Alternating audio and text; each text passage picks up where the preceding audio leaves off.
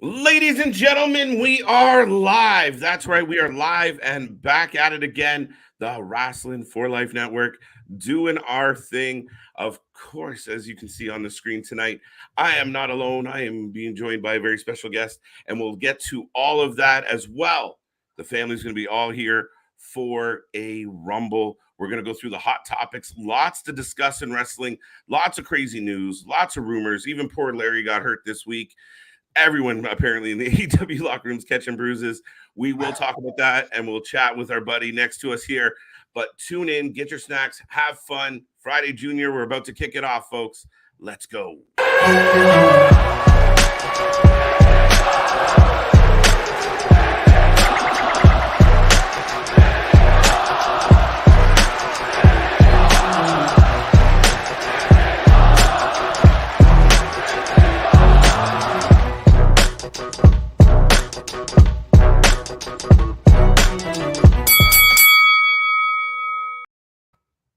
Hello, ladies and gentlemen. Ding, ding, ding. This is Let's Rumble, the weekly podcast here at the Wrasslin for Life Network. As always, I am KJ White, the Iron Man of YouTube, Mr. Every Night that, the guy that just doesn't leave, go home ever. But as I said tonight, we have a very special guest, so I will get to the guest of honor, the one, the only Mr. Jack Moody. Thanks so much for having me. My pleasure. Yeah, again, just saying, like, it's been a crazy few weeks, and great we could schedule this. I'm usually in my day job. I'm usually actually rearranging interviews for clients, so It's nice to be on the other end of the spectrum. Right? And, yeah, appreciate you having me. Oh, not a problem. So for those out there who don't know, you are, a professional wrestler. You're doing, you're hitting the circuit, you're hitting the training. And if people can't tell, the gentleman does have an accent. So you're currently in Orlando, but you come from Ireland, like several of our guests now. Yeah, that's right. So Bray, County Wicklow, Ireland. A lot of wrestling fans will hear that and they'll think, oh, I kind of recognize that town. That's because it's the hometown of not only Finn Balor, but also JD McDonough in NXT. So Bray, County Wicklow, has also given rise to the likes of Becky Lynch. That's where she would have trained. So, Bray, County Wicklow, for some reason, don't know if there's something in the water, seems to be just churning out pro wrestlers at will. So, hoping to add my name to that list. That's amazing. That's a crazy few names to drop as far as, especially such a small place. Like you said, it's got to be something in the water. A feisty bunch over there. Yeah. Like for like Finn and JD, like they actually grew up in Bray. I think Becky, I don't think she was from Bray, but she certainly trained in Bray. Mm-hmm. So Bray has a rich history of pro wrestling. So like Fight Factory Pro Wrestling, which is where I would have started out. That was originally based in Bray, now based in the city centre in Dublin. So yeah, and I'm sure you're familiar with the likes of Jay and Scraggs and Benny. Like Fight Factory is considered one of the top schools in all of Europe. Absolutely. And I will say this, now that I've met a few of you, definitely a fun bunch. It must be a great environment to be training and developing and kind of coming up with this group of guys. They all seem like they have a great attitude and approach. 100%. I've only been doing it just over a year now. Like I would have been like late September bags, but like in that short space of time, like we've all bonded so much. There's a huge amount of like ambition and passion in Fight Factory. And we all have the same goal. Like we all want to get better together. We all want to travel together, and we all want to represent Fight Factory to the highest standard, because it is one of the elite schools in all of Europe. And its track record speaks for itself. So we have an obligation on our behalf to, when we travel, when we go to different promotions, when we go to different countries, when we're wearing Fight Factory clothing and apparel, we want to make sure we're representing the school as best we can. No, that's absolutely amazing. And it's crazy because you see that passion out of all the gentlemen I've spoke with, that, the minute you start talking about Fight Factory, it just oozes out. Like you said, that pride that comes with being a part of it. 100%. One of it is the coaching. The standard of coaching, it really is second to none. And I've been very fortunate, even in a short space of time, like just over 12 months, to have trained in various schools and wrestled in different countries and promotions. And I mean, I found I've learned the most really like at Fight Factory. Just and also my style, like I think the Fight Factory style resonates with me in terms of it is very technical based, a lot of chain wrestling, that kind of style. So if that's what you're into, like I wouldn't say there's a better school out there for that. And you can see it in the talent they produced. No, absolutely. Now, so what led you to Fight Factory? How did you get there? What made this journey kick off? Yeah, I mean, I would say like a lot of people, the pandemic was like a pivotal moment. I mean, it's a big cliche, like everyone's heard it's like the great reset, right? Like you want to change your life in some way. The pandemic for me genuinely changed my life in a number of ways, like mainly like my work. So like I kind of pivoted away from like a corporate work lifestyle to being self-employed. And with that came a huge amount of freedom and time. And I always, in the back of my head, was like, I really should be doing, I should be wrestling. Like I should be pursuing this with all I have, because it is literally all I've wanted to do and all I've loved since the early age, is like, you know, since a young kid. So I basically had the time, I had the energy, and I had the passion to go for it. And Fight Factory, I was like very familiar with Fight Factory. Like in the Irish scene, it is the place to be. So it was just a case of, I saw they had like a 10-week like beginner's course beginning last September, and yeah, just went for it. And then ever since then, it's just been kind of building on that. So that's the exact same class as AJ and Benny and such, correct? Exactly. Yeah. So I would have met Scraggs and Benny the same day. Yeah. Then Jay would have been involved. He's been doing it quite like probably since 2016. Yeah. So he would have been involved in kind of showing us the ropes. But yeah, Scraggs, Benny, literally we were all in the same boat this time last year. At this time last year, we were probably all just like 1 month in, and yeah, like we never really knew how, like in the space of a year, I think for all of us and Scraggs and myself, like it definitely exceeded expectations in the sense that we've both traveled. Like Scraggs is making a name for himself in Wales. I've been lucky enough to wrestle in the US, and I'm here training at Flatbacks Wrestling School, which is run by Tyler Breeze and John Spears. Yeah.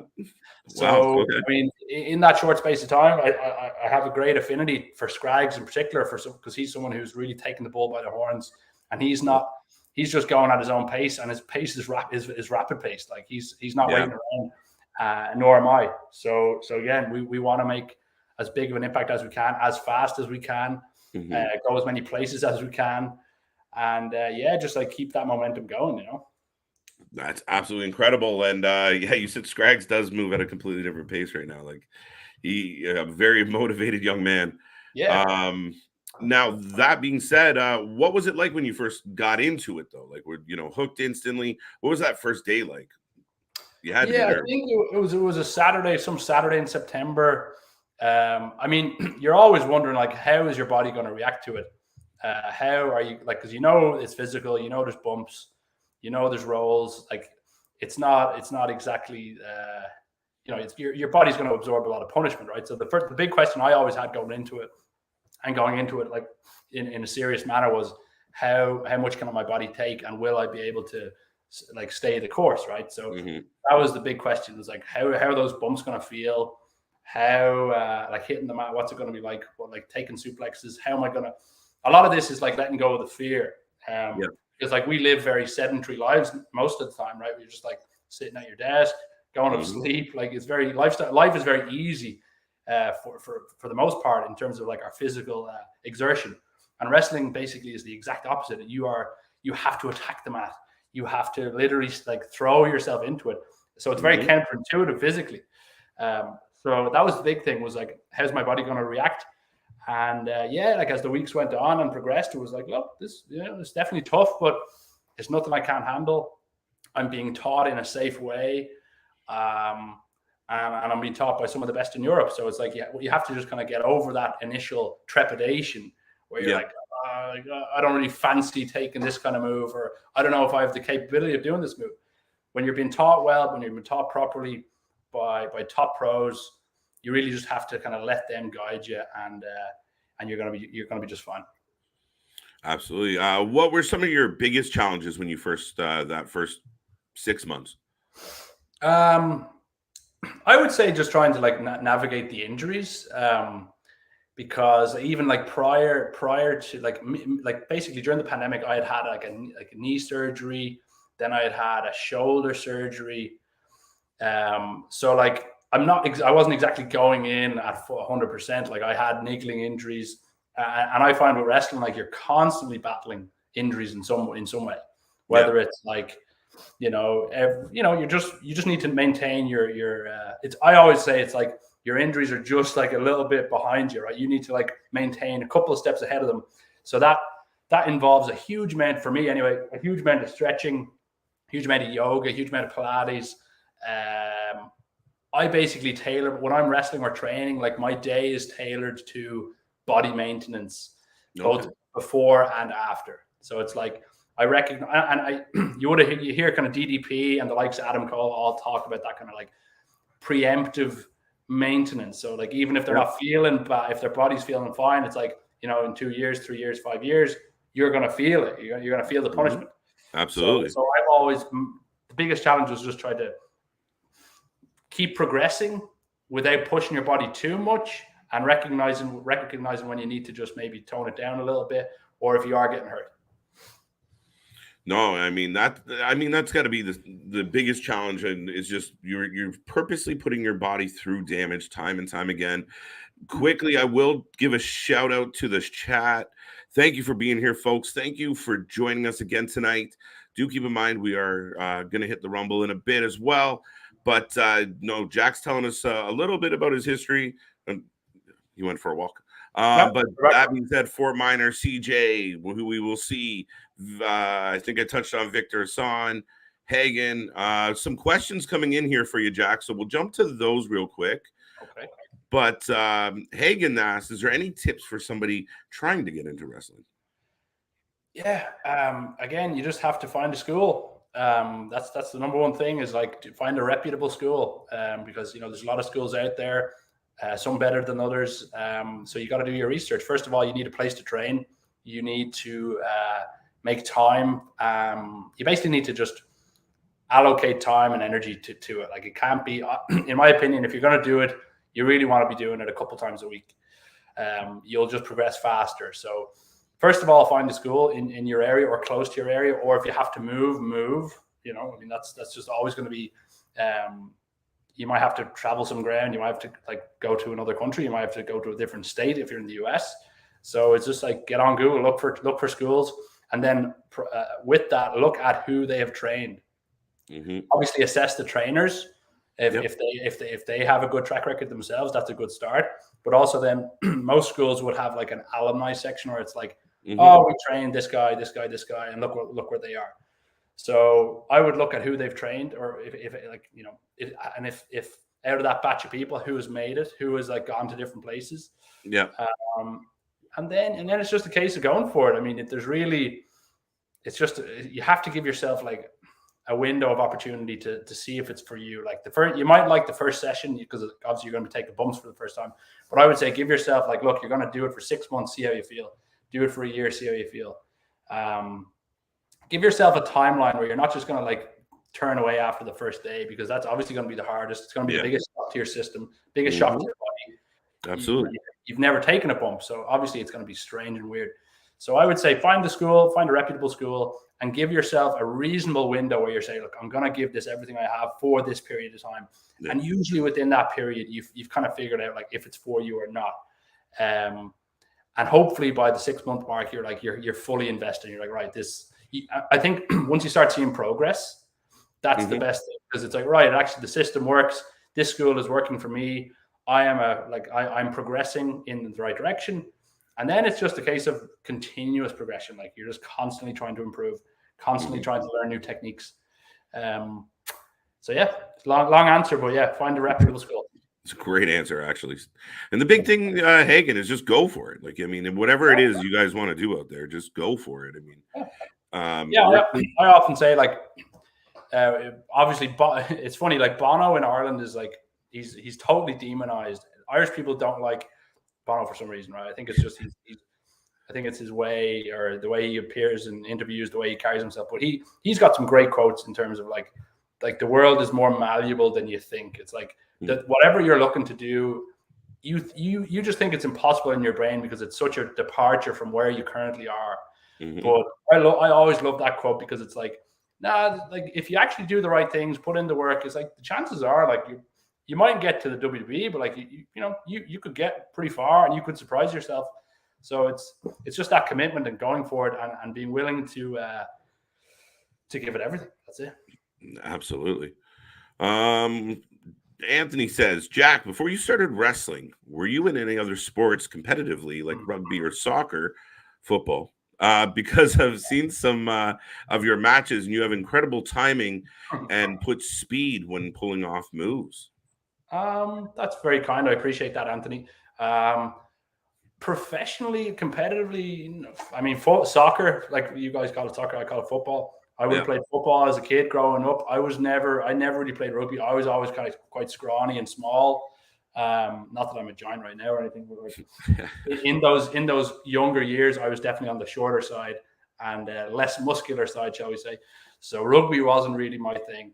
I was involved in surfing for a number of years, which I really enjoyed. And maybe that's helped with like some footwork and balance. And particularly like with yoga as well. But I guess like with wrestling, it's just like years of watching it. You know, it's like you have so much, there's so much stuff to study. And you have this like back catalog in your brain where it's like, oh, I've seen all these matches. And you're basically just trying to emulate your heroes. So I would say it's a combination of like taking care of my body, but also studying wrestling like an academic study. Like I spend so much time watching wrestling. In a studious sense. I'm like, oh, okay, I see how they did that.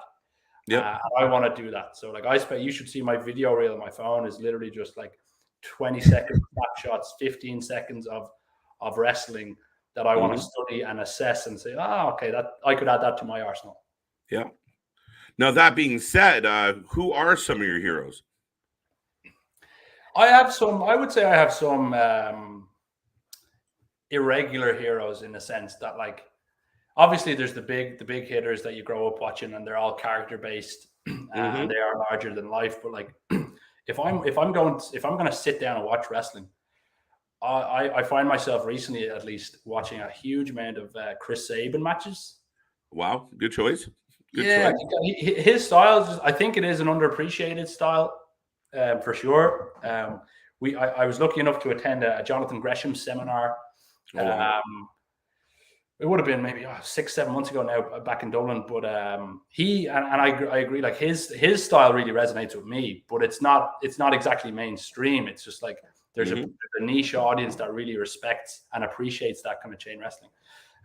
So that would be a dream match, honestly, of mine, like to wrestle Chris Sabin, because I've got so much of his stuff on tape. Like there's so much of it available on YouTube, and you know that's he would be someone it would be a true honor to step in the ring with, because I appreciate what he does to such a high level, and I would say like he is nearly him and Shelley are like standard bearers in that realm. Very underrated, but I think so. Yeah. Well, they definitely made their mark. Now, what are some of your, off-kilter heroes as far as, not the mainstream that we're looking at? Who are other people that have inspired you in this wrestling world? I mean, I would say you wouldn't even have to go too far. Like from back home, like I've been very fortunate to learn and train with LJ Cleary, who is, Ireland's MVP, legitimately. The absolute standout, probably one of the best in Europe right now. And his style, I really relate to. I appreciate what he's done, and he's been very grateful, or he's been very giving with his time, and I'm very grateful for that. Because I suspect it won't be long before he's on the biggest stage of all. Like he's been doing this 10 years. He's still so young, and he's really just coming into his own. So like he is someone that like it's so great to have someone like that back home, where it's like you can train with them every week and you can learn and absorb so much. And the great thing and the sad thing is like he's not going to be in Ireland forever, and I suspect it won't be very long. It won't be long before he's in the US full time. So he's been someone I've been very grateful to train with and absorb knowledge from. So big shout out to LJ. Yeah, and it's funny. I mean, you'd almost expect it, but so many people speak so highly of the impact he's had on that community, Fight Factory. And I've yet to come across anybody that's like, no, everybody speaks so highly of that gentleman. Yeah. It's incredible.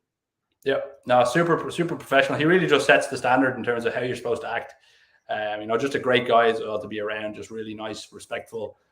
Nobody would have a bad word to say about him, and yeah, like he's going to do great things in this business. Absolutely. Jack, when you first started training, did you sometimes second guess the training you were getting, even though you saw the alumni section of the school? I wouldn't say so. I mean, like I've primarily trained in Fight Factory, and pretty early on, I kind of realized like that I actually really like this style. And one thing that I've noticed about training in the US in particular is like there's a lesser focus on like technical chain wrestling. Mm-hmm. So I've never felt underwhelmed by any training really. Like it's different. You kind of recognize. Just excuse me for a second. I'm just going to close the door here. It's a bit of a One second. Not a problem. We are live, folks, and I hope you're enjoying the show. It's never been a case of like, oh, I'm underwhelmed. It's just like, oh, this is something different. This is a new approach to wrestling, and I can learn from it. Because everywhere you go, and like that's one thing you hear early on, it's like just travel, go to different places. You will learn different styles. Because probably the worst thing you could do is probably just stay in one environment, even if it is comfortable and you're learning a lot. It's like you'll become very like your scope of knowledge will be quite narrow. Yeah. So I think it does help to like have take a bit from everywhere, like go to the US, go to Germany, go to Spain, and just try and absorb a little bit here and there. And then you have this like, mad big canvas that you can draw from. So yeah. No, absolutely. I mean, you always say variety is the spice of life. And again, the more places you go, the more things you can learn. The more you can learn, the better you get, regardless. Fort Minor says, what's the coolest thing that you've learned that helps you in wrestling? I would say honestly, the biggest advantage I've had, particularly coming to the US, is having a pretty good grounding in chain and technical wrestling. Because that for me, like it separates you from the pack when you're wrestling on US shows. That style, it's represented, but it's not like it's a definite niche, and it's not that widely represented. Yeah. So you can bring that to the table. Or I mean, the key with wrestling in general is just like stand out in some way. Yeah. Have something different that bring something different to the table that not everyone has. And if you can, for me, like that's what I've been trying to do, is make that technical style my niche. So then when I come to the US and I wrestle in Colorado, I wrestle in Utah, there's some people take away, like, oh, that guy like super technical, or he has this, like he's Irish, so that you're standing out from that point of view, but your style is something different. So I would say the knowledge I've taken from Fight Factory has helped me tremendously in standing out when I go abroad. Absolutely. Yeah. Now, Victor, funny, he threw this up here before you got to this part of your story. So yeah, that's where you were today, correct? That's exactly it. Yeah. So not only have I checked it out, I've been training there for the last 3 weeks. And yes, super interesting place. I mean, you've got 2 ex-pros. I mean, obviously Spears is still going strong, but like Breeze has been to the absolute top of the mountain, wrestling in front of 100,000 people. So like these are guys that are just on a different level of knowledge. And yeah, like we've been training really hard. Like the last 2 weeks in particular, like was 6 days. We were in there for 3 hours, nearly a session, and yeah, it's been an amazing experience. I mean, definitely challenging, pushing me to my like. I find like cardio is so important. Yeah, and that's like in our first week, we really like I think they wanted to see like what's our cardio level. Yeah. And so it's a great example of like what the top level training is like. So this is training that in my view is tailored to like an NXT or a WWE style training environment, whereby it's the fundamentals, you have to have them down, but very importantly, it's like getting to grips with the character, coming to terms with who you are in the ring, why you do the things you do. This is the type of stuff that it's so next level, and it doesn't get taught everywhere. Yeah. And in my opinion, it's the most difficult part, is like coming up with a legitimate character that has a backstory, and then tailoring your matches, making sure that what you do in the ring fits that character. Absolutely. So that's been a huge challenge, I will say. Now, that being said, kind of where are you at in your character right now? How are you approaching the ring? That's interesting question. I mean, I've been talking to Spears and Breeze about this recently. It's like I find myself going like I definitely have a babyface tendencies, particularly in the ring, because I think when you're technically orientated as a wrestler, it's like you're out wrestling the heel, or like you are, you have a way out of everything, right? So you're kind of just trying to outsmart, out grapple the heel. So I'm trying to hone in on that, like as using that as my base, but then having like a switch in the match. So just say like, I can be cool, composed, James Bond-esque in the sense that like I know my way out of a load of different moves, a load of different wrist locks and hammer locks and so on. But there's always going to be a switch in the match where I just have to like take it up another level, take the aggression to another level. So that's definitely been something I'm trying to work on, is like make my matches make sense from a character point of view, because you can go in there and wrestle for 10 minutes and you might get something across about your character, but like it needs to be spoon fed to the audience. It's like they need to know for sure. It can't be ambiguous. It's like, I think he's that kind of guy, or I think he's a good guy. But it's like trying to make that explicit. Yes. And that's a huge challenge. I mean, people spend 10, 15, 20 years trying to come up with something that's marketable in wrestling.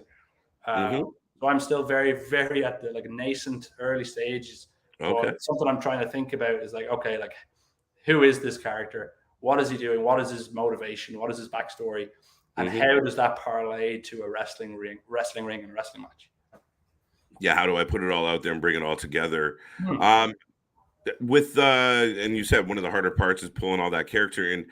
Are you the type of guy that kind of naturally enjoys a promo? I mean, you don't seem too shy, so. No, I do. I actually really like that side of the business. That has been. It's not necessarily. I wouldn't say it comes easy, but like I feel, I used to be a teacher. Like not many people know. I actually spent 1 year as a high school teacher. Oh wow!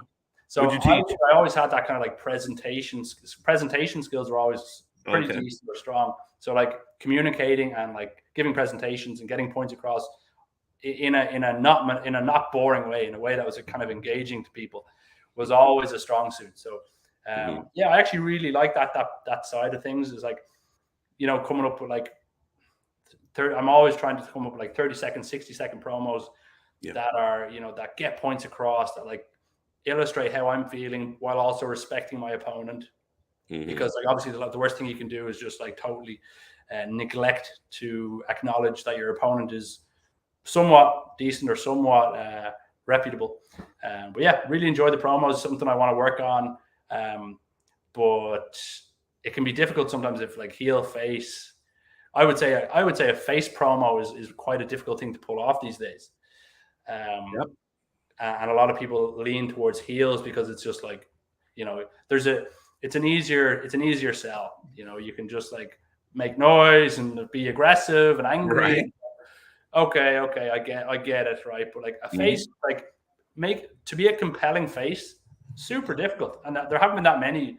You know what I mean? It's a very fine art. So like that's something I really want to work on, is like becoming someone that people are like, hey, I actually believe in this guy. Like I relate to this guy. I want to see him succeed. And that's really difficult. It's like trying to come up with someone who's likable, who they want to get behind. And you can do that in your promos, but it's certainly not easy. No, I mean, and to your point, I mean, it's one thing to come out and, kind of give the fans the business and poke an eye, but, like you said, to be a compelling babyface, that becomes the challenge. And, but let's see here. Anthony says, Jack, in terms of training, have you ever thought of trying to contact with an Olympic level amateur? Have you ever thought of going the amateur wrestling route? I never have. I mean, I definitely like the shoot style. I haven't really considered like reaching out to like Olympic level athletes, really, to be honest. I mean, obviously, if the chance arose, I would certainly take it. It's. I would say like I'd be faster to reach out to the likes of Saban or people like that. Like if he opened a wrestling school, and I'm pretty sure, I'm 90% sure he doesn't have one, but if he opened a wrestling school, I'd be the first one there. I'd be like, it's like, let's just grapple. Like, I want to learn from you. Like, teach me. So that kind of style, I'd be very keen to pursue more. The shoot style never really. Maybe it was just like a strength thing growing up. It was like I think I just get. Sometimes you're like, I just get smashed in amateur wrestling because like I never really had that upper body strength growing up. But again, you can at this point of the game, it probably wouldn't be any harm for me to like go to like do some MMA or do just like vary my style, pick from different disciplines, and take something from them, because like some of the best have those like backgrounds in MMA or if it's amateur wrestling. It's like and they do stand out because they have there's natural movement that they've been taught for so long that is super smooth. But yeah, something I definitely consider. It just hasn't been on the agenda thus far. Busy doing other type of wrestling, Anthony. We're working there. But that being said, what was your first match? Your first match, your first few matches. What was the experience like? Where was it? Who'd you beat or who'd you lose? How'd you lose? Yeah. First match was March of this year, for a promotion called Phoenix Wrestling. Nice. Which is based in Ireland. They've actually recently kind of rebranded. They're now Rebel County Wrestling. But my first match was actually a fatal 4-way, which at the time I was like, Jesus, like, I mean, give me a singles or a tag. Fatal 4-way, like, it just seemed so complicated for my first match. And I was super nervous. Absolutely, I was like, there's no way I can pull this off. Like, for me, the biggest difficulty is like remembering things. And at that stage of my training, I was like, I just need to know everything off by heart what I'm doing. And I was in there with 3 guys who were had much more experience than me, and they were really good and like helping me through it. And it was great. Like, it was a really, like, once you get the first one done, you're like, I can do this. Second match I'm very, very proud of. It was with an opponent by the name of CBL. Who's been wrestling for like last 5-6 years in Ireland, and he's a real standout in Fight Factory. Him and LJ Cleary actually recently had a match just last week. I was very sorry to miss it, but that to me was like, that really exceeded my expectations because it was only my second match, and I feel we actually really surprised a lot of people in terms of like what we were able to do and the story we were able to tell, and the fact that nothing messed up. Like, because in your first couple of matches, you were expecting. It's almost the default. Like, this is going to go wrong. Like, I'm going to forget. I'm going to blank. But I was just amazed, and I have a lot of gratitude to CBL for that because, he trusted me. He believed in me that I could pull off the match. And afterwards, I was like, I can't believe it actually went so well. And then more recently, wrestling in Colorado. I mean, in really nice venues, and that's that. The summer was amazing in the sense that like I was based primarily in Colorado, wrestling on that circuit. No, that's amazing. So, in total, how long have you been kicking around North America now? So I've only been in like this stint. I've been here for the last 4 weeks, 3 of which were have been here in Orlando. Yes. So and I also spend most of the summer in Colorado, basically just working there's a couple of really good promotions: Primo's Pro Wrestling, Colorado Springs Wrestling, and yeah, so utilizing that network, and now I'm based in Orlando. So it's I feel I've spent a lot of time here learning from different styles and wrestling for great promotions. No, that's awesome. What do you find the biggest difference between wrestling in front of a European or a British crowd or a North American crowd? It's interesting. I mean, the Fight Factory crowd in Ireland is like really, really passionate and raucous. I would say, like, they're really into it. and they really appreciate like the art of wrestling as well. Like they know what they're getting. Like when you're going to a Fight Factory show, you know you're going to get amazing wrestling, really compelling matches. Here in the US, it's like it could be, there could be family shows, a lot of families where it's like, maybe the technical wrestling isn't really going to translate. So you have to be more like, flamboyant or character based, I would say the biggest difference in the matches is like the tempo. In the US, I feel it's like it's incumbent on me to like slow it down and like make sure that like if it's people going to their first wrestling show, or it's like you want to make sure that they're invested and you want to nearly involve them more. So maybe some more crowd interaction, because that always goes down well. I find that's like the biggest difference, because like the Irish fan base, they're so knowledgeable about the scene. And they know all the wrestlers and they've been supporting all the wrestlers. Whereas in the US, it could be just like, you're just someone totally new. You need to basically sell yourself and give them something to remember you by. You're not going on this. You're not banking on the fact that they know that you've been wrestling for the last while, or they know you're a Fight Factory wrestler. So you really have to be explicit in who you are and leave an impression. Exactly. No, absolutely, man. So what's your plans coming up now, as far as what are you up to now? We know where you are. You're in Orlando, but how long are you hanging around? So I'll be here for another month training. So it's an 8-week course with flatbacks. Couldn't recommend it highly enough.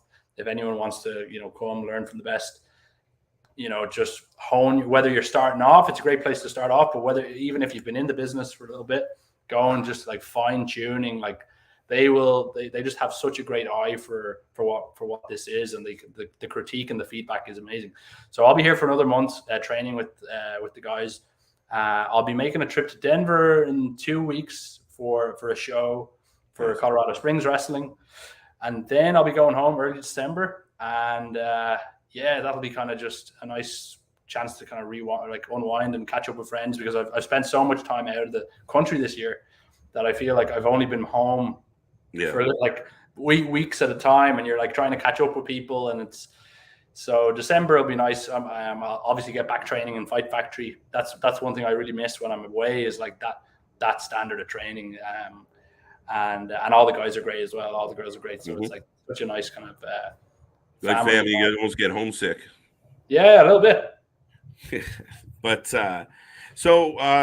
again, I mean, the obvious question becomes, your aspirations are all obviously at the top of the chain right now. And you said you study wrestling, so I imagine you're keeping an eye on the major companies out there, and ultimately that's your goal, to kind of get to that pinnacle.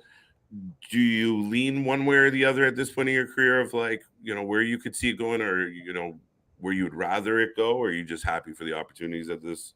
Yeah, I mean, you'd obviously welcome any opportunity to take to advance your career or to perform at a higher stage. I mean, personally, like a goal has been to work like a dark match on AEW. Like that was kind of in my head, like a stated goal. It's like, if I could do that in the first 2 years, that would be something really amazing. Like just to have done that in such a short space of time, like that is something that I think about all the time. And from there, you don't know what opportunities could arise, because I think once you get like a seal of approval from a company or a reputable training school like Flatbacks, like that's really valuable in the wrestling business, in the sense that absolutely, like, they are really trusted as authorities on like can these people be trusted? Do they have what it takes to put on a compelling 10-minute match? So beyond that, like, I mean, the past year has definitely surpassed my expectations in terms of what was possible. So I just want to kind of keep that momentum going, and just like, basically go far beyond where I thought was possible in a 2-year span, or a 3-year span, or a 4-year span. Because I definitely want to fast track things. Like I don't want to kind of rest on my laurels. I believe I have become convinced that you don't need to wait 10, 15 years before you make it. Like you can, with the right connections, with the right network, with the right experience, and with the right exposure, you can get to a really, really high level relatively quickly. But obviously that takes a huge amount of discipline, dedication, and mastering the fundamentals. And that's what I'm trying to do. Well, it seems like you're well on your way, sir. And I mean, like you said, you know, come from a small place, but you know, a lot of richness around it, and you know, you're still grinding and working your way towards those goals. No, it's good to see you, and we greatly appreciate having you here. Now, the question I ask all the guests is, what's your finisher? Well, it really depends on the match. Like I know a What's your huge amount. finishers? It really depends. I mean, I like to think that I can beat anyone from any position, whether it's like I know a lot of like roll ups and schoolboys and things like that. So it depends. One of my favorite finishers, depending on my opponent, would be like a falcon arrow. Now, obviously, if my opponent is significantly heavier than me, it might be difficult to pull off. So I might want to choke them out or tap them out in some manner. So it really depends. Like I want to have a diverse portfolio. I don't want to have like a finisher. I believe you can finish matches in various ways. So, and also depending on what you've been working in a match, like if you've been working an arm, if you've been working a knee, it's like it might make sense for you to target that throughout the match and finish the match based on the damage you've inflicted on your opponent. So I like to have a couple of ways to kind of surprise people in the sense that like it's a little less formulaic. I like it. And that's the beauty of wrestling. It's like it should be surprising. It should be, oh shit, that's something new. I've never seen someone win that way. So yeah, I like to keep it open. No, it's clearly a student of the game. Like, you know, you got even technical with your answer. That's how dialed in. Yeah. I'm a total nerd for wrestling. I'm not going to shy away from that at all. Like no, that's amazing. You came to the right place. That's absolutely for sure. Yeah. You mentioned Saban. Any other just like, you know, dream matches? Oh, I mean, definitely back home. Like I'd love to wrestle LJ. That's certainly a dream match. That's something I think because we have been training a lot together, and I think we recognize that we have a similar interest in terms of styles and technique. So I think like he is the standard bearer at the moment in Ireland and broadly across Europe. So that would be a big test, big challenge for me. But it would be kind of a student teacher kind of match, and I think that's quite compelling, especially because I've been off traveling and so maybe I can bring something back that he hasn't taught me and surprise a few people, cause an upset. We'll see. But I'm not exactly laying down the challenge yet, but that's certainly a match I have my eyes on, and yeah, we'll see. It sounds like you got a plan. You know, the man returns home and says, I got something new. I like it. You're thinking ahead. That's the way you got to be. So last couple questions here before we say goodbye to our buddy Jack. But since you're in Orlando, you should check out CCW. Yeah, that's Gangrel's promotion, isn't it? Yep. Yeah, that's definitely been on the list. Definitely. I've just been honestly, the training schedule has been so intense that even getting to shows at the weekends has been a challenge. But that's certainly a promotion I'd love to watch and work for. And Gangrel, funnily enough, is making his way across the pond. Probably as we speak. I think he's performing for OTT Wrestling in Dublin. Yeah. For the Halloween, obviously very fitting to bring him in for Halloween. Right. But yeah, so he'll be in Dublin representing CCW for OTT. But yeah, I definitely have my eye on them too. That's excellent. Louis says Louis got his debut this Saturday in front of a live crowd. There you go. Amazing. There you go. Yeah, good luck, Louis. Have a good one. Yeah, good luck, Louis. Hope you do well. Fan of the show, friend on the channel. So yeah, all the best. Let us know how it turns out. Yeah. And hello. So, Jack, thank you for being here. Thank you for joining us here on the Rumble this week. We will, meet up again. We'll talk some more, see where this all goes for you. In the meantime, do you want to let everyone out there know where they can find you, where they can look you up, and where they can see you in action? Yeah, absolutely. Like I'm not a huge social media user, but Twitter is like my main network of choice. So you can find me at Jack Moody Pro. And if any promoters are out there, obviously my booking details are there, but you could email me at bookjackmoody@gmail.com. So yeah, at the moment, it's just Twitter really is where I'm at. That's where you can see some of my stuff. You can see some of my work. You can see some of my training styles. Yeah, no, it's been a pleasure to be on the show. I'd love to come back again. Yeah, really appreciate your time and to your audience. Cheers.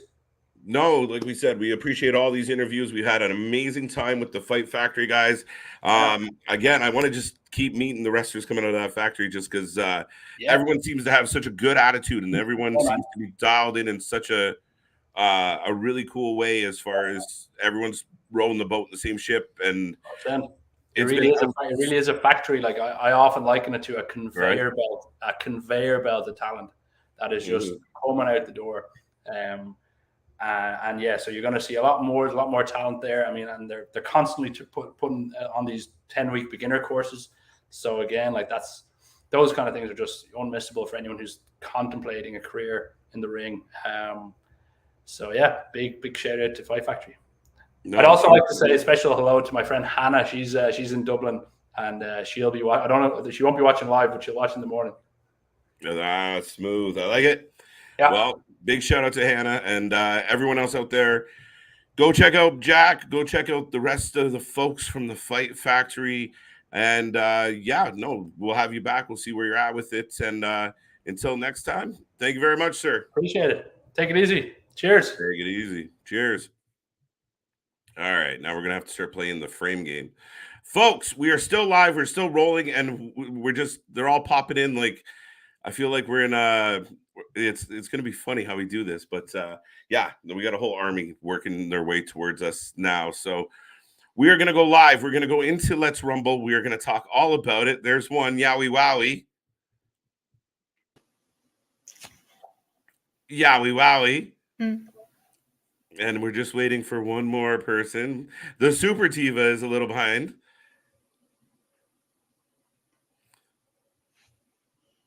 I think Nick's muted. That's the problem. Am I muted? You're not muted. Yeah. Welcome. Someone talk to me. I forgot the whole time I wasn't muted. Or I was muted. Goddamn. I thought I muted myself. No, that's how you know we're live, folks. What? Welcome to the live transition, folks, but we'll be right back.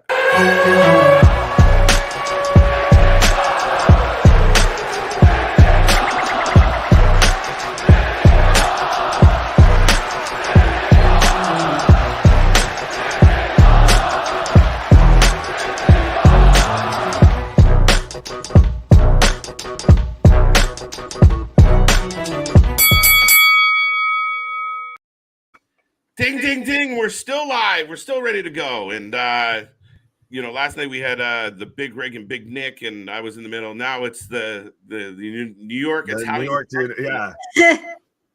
You're hanging out with the mob, I guess, apparently. Hanging out with the mob. As long as I'm hanging out with them and I'm not, swimming with the fishes, we're good. We're good. Right. Why? How are you both doing this evening? Doing well tonight. I think my family left to get me coffee. That's lovely. I know. At 9 o'clock at night, folks. Oh no, I have coffee and then I go right to bed. That's how I drink espresso, coffee, and go right to bed. Oh, good Lord. Right. And how's everyone else tonight? Wonderful. I'm doing good. Thank you, Jack, by the way, for coming on. No, huge shout out to Jack. Huge shout out to Fight Factory. I've had an absolute ball interviewing the Fight Factory guys. They've been outstanding. And Jack, there's always a different level of kind of approach that people bring. And I've gone through a handful of interviews, and Jack just a student of the game, and that's what we always appreciate, especially around here. Right. Oh wait, we lost him. I thought our fourth was coming. Pause. Is he having issues, technical problems? Probably. He'll get here when he gets here. What's up? Oh, there he is. Yeah. What's going on, y'all? How y'all doing? Look, am I muted? Nope, I'm not muted. No, you're good. We can hear you. I Wrestling for Life is treating me like family again. No, man. But what's up, man? What's going on with you? That was a hell of an interview, first of all. Very interesting as hell. I may go down there, go wrestle myself. I'm lying like a hell, but well, you've been practicing your hip thrust, so. Right. Oh yeah, I saw that the other night.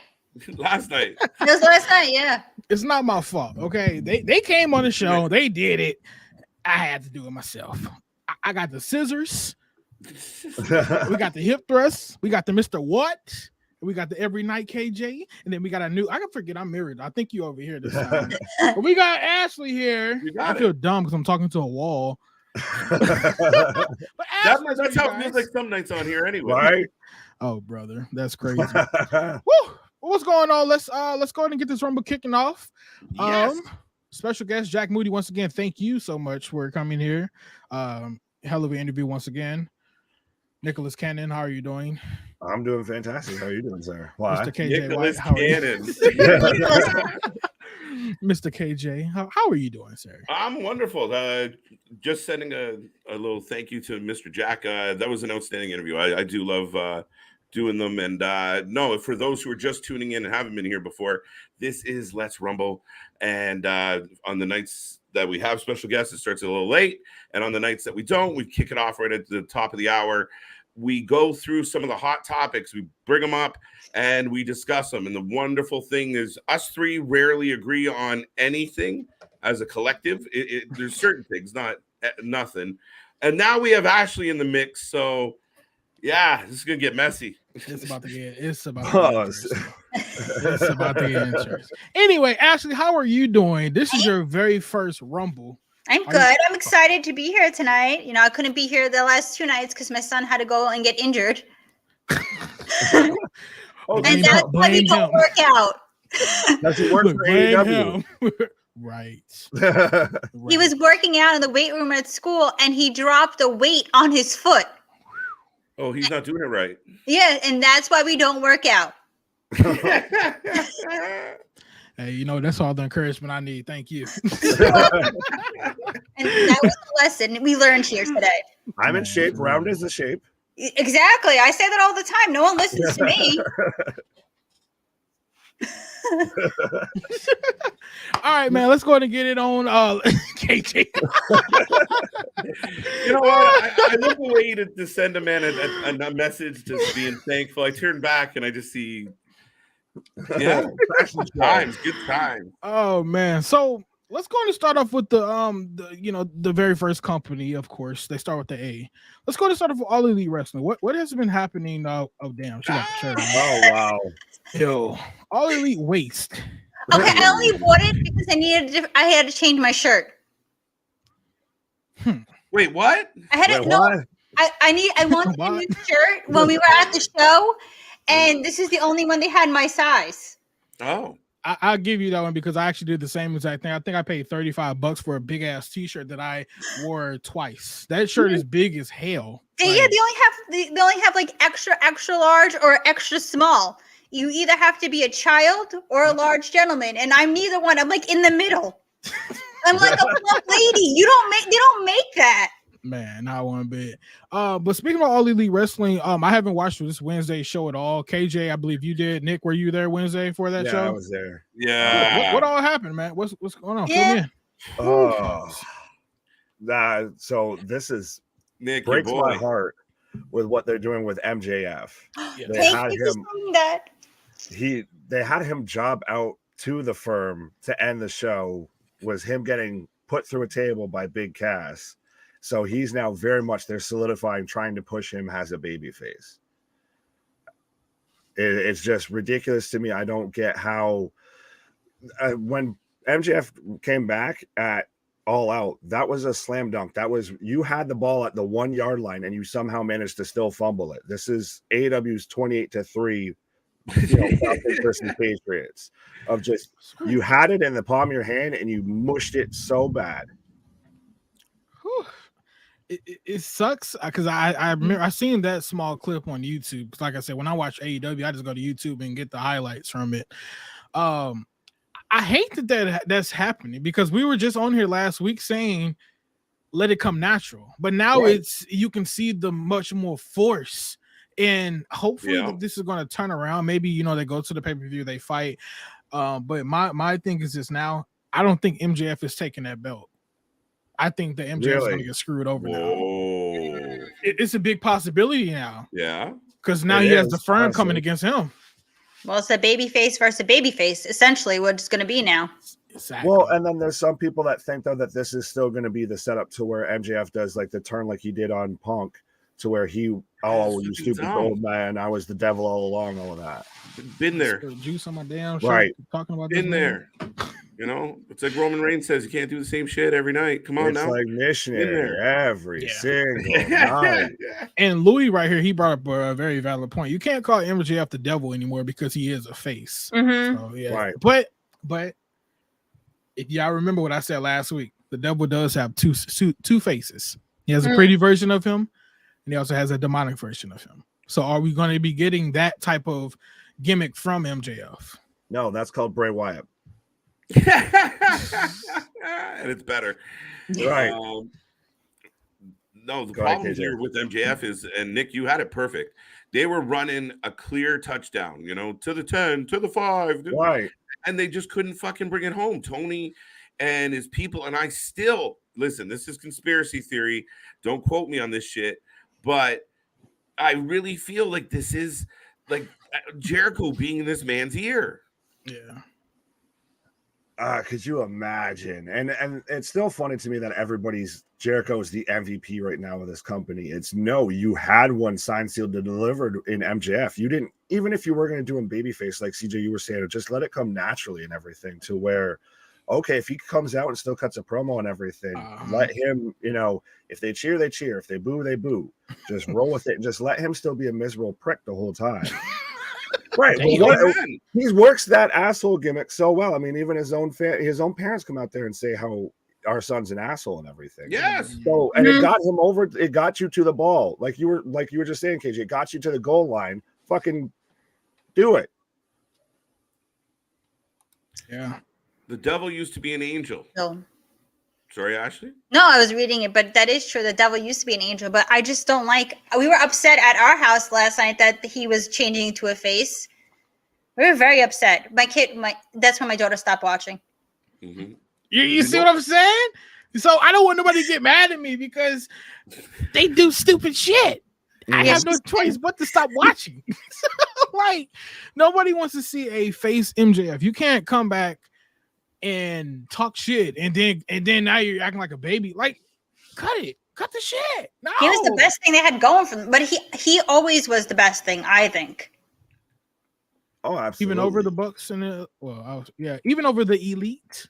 No, the Elite. I know everyone loves the Elite. I did don't worry, like. they're coming back. They're coming back. Well, I think they said as soon as next week, and then some people are speculating that the Ring of Honor former champion that Jericho is going to face is Adam Cole. Oh. And if Jericho goes over Adam Cole, get the fuck out of here. Fuck that. I read that on the internet. People were like saying that who do you think is going to be the mystery Ring of Honor champion? And a lot of people were saying Adam Cole. And I know he's been gone for a few months, and they said he may wrestle again. It could be tomorrow. It could be never. It could be next Wednesday. I don't know. I'm just saying. Big pop. Cole comes out, actually beats Jericho, and then you have the Elite with their bullshit trios titles, and Cole all in the ring, high-fiving each other, clapping their steel against each other. It could happen. I'm just saying. Whoa. Just saying. Whoa. I could see it happening. That's a good shout, actually. Oh, it's not a bad shout. It's just it would be the worst decision. Well, TK don't make good decisions all the time. Some of the time would be nice. Yeah, sometimes would be nice. Even a blind squirrel finds a nut every now and then. Pause. Fucking this dude here. Pause. Oh, brother. All right, cool. So, no, go ahead, because I was about to flip it around. Well, I think I'm glitching again, but so I'm gonna refresh. But the last thing I'm gonna say about this is, I keep hearing people, and we've talked about this before, that I respect as wrestlers, I respect as podcasters, I respect as wrestling personalities, have done more in wrestling than some of us on this screen will ever do in wrestling.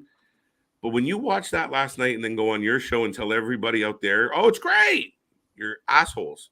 And you're only doing it because TK shows up on your show once a week and it's fucking horrible. Be honest.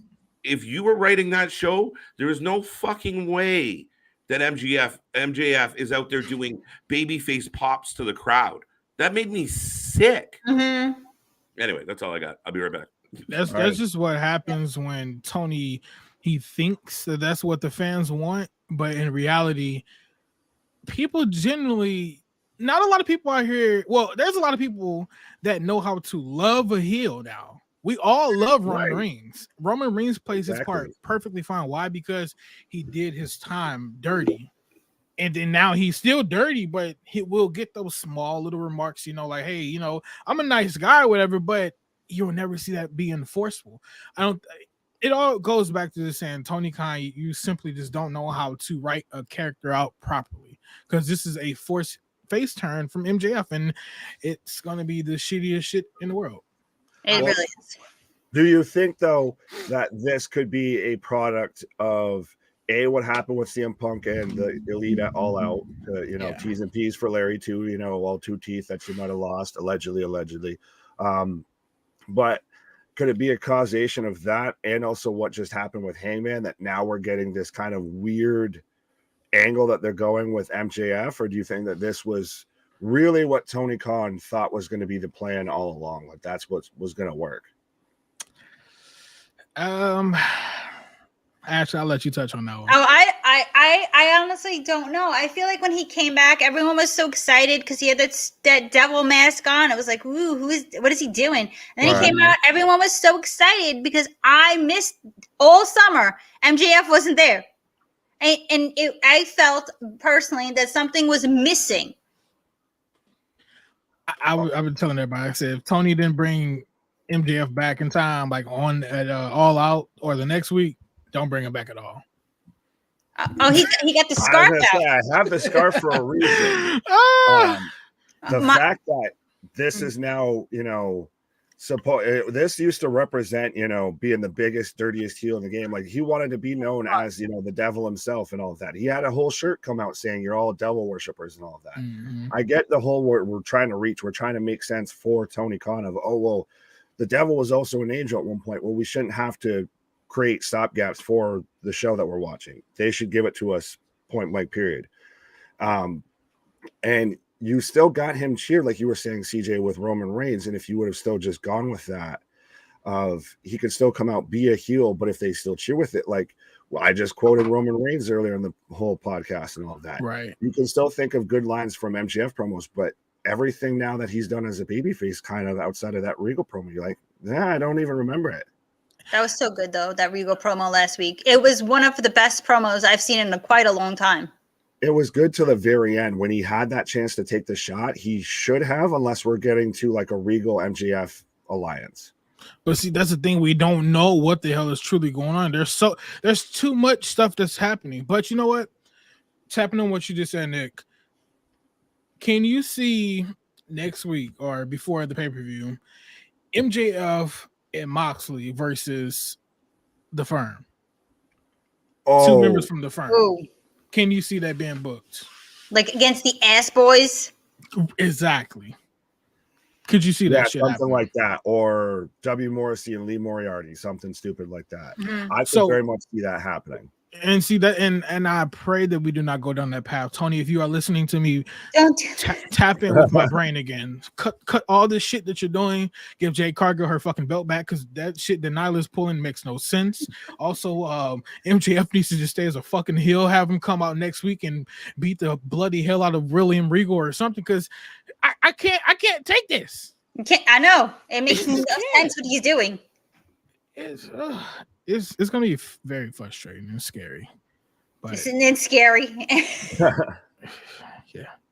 Well, it was just like you guys were both kind of touching on. It's one of the few things that was left that you still tuned into for Dynamite and everything. Mm-hmm. It was still memorable to watch, and like it was still enjoying to watch. Like sometimes I feel like it's a struggle to get through those 2 hours. I used to be so excited, like 2 hours so fast. I was like, yes, can't wait. Now it's like a struggle to watch those 2 hours. And I don't know why it is a struggle, because they still have a lot of great talent, and they have the potential. Tony knows he has the talent. But if you guys haven't heard, what's her name, Lana or CJ Perry, she even said it. Tony Khan has his favorites, and obviously his favorites are the people that we see on the goddamn show each and every week. Who is that? Moxley and Jericho. Let me ask you this. Why the hell did FTR go under Swerve in Your Glory? Oh, Why did that happen? See, I can make sense of this because I No. still think that need. Go ahead. It needed to happen yesterday. I was very upset about that. Hey, Nikki just said no. No, not in my house. Man. no, go ahead, Nick. Keep going. It's just no.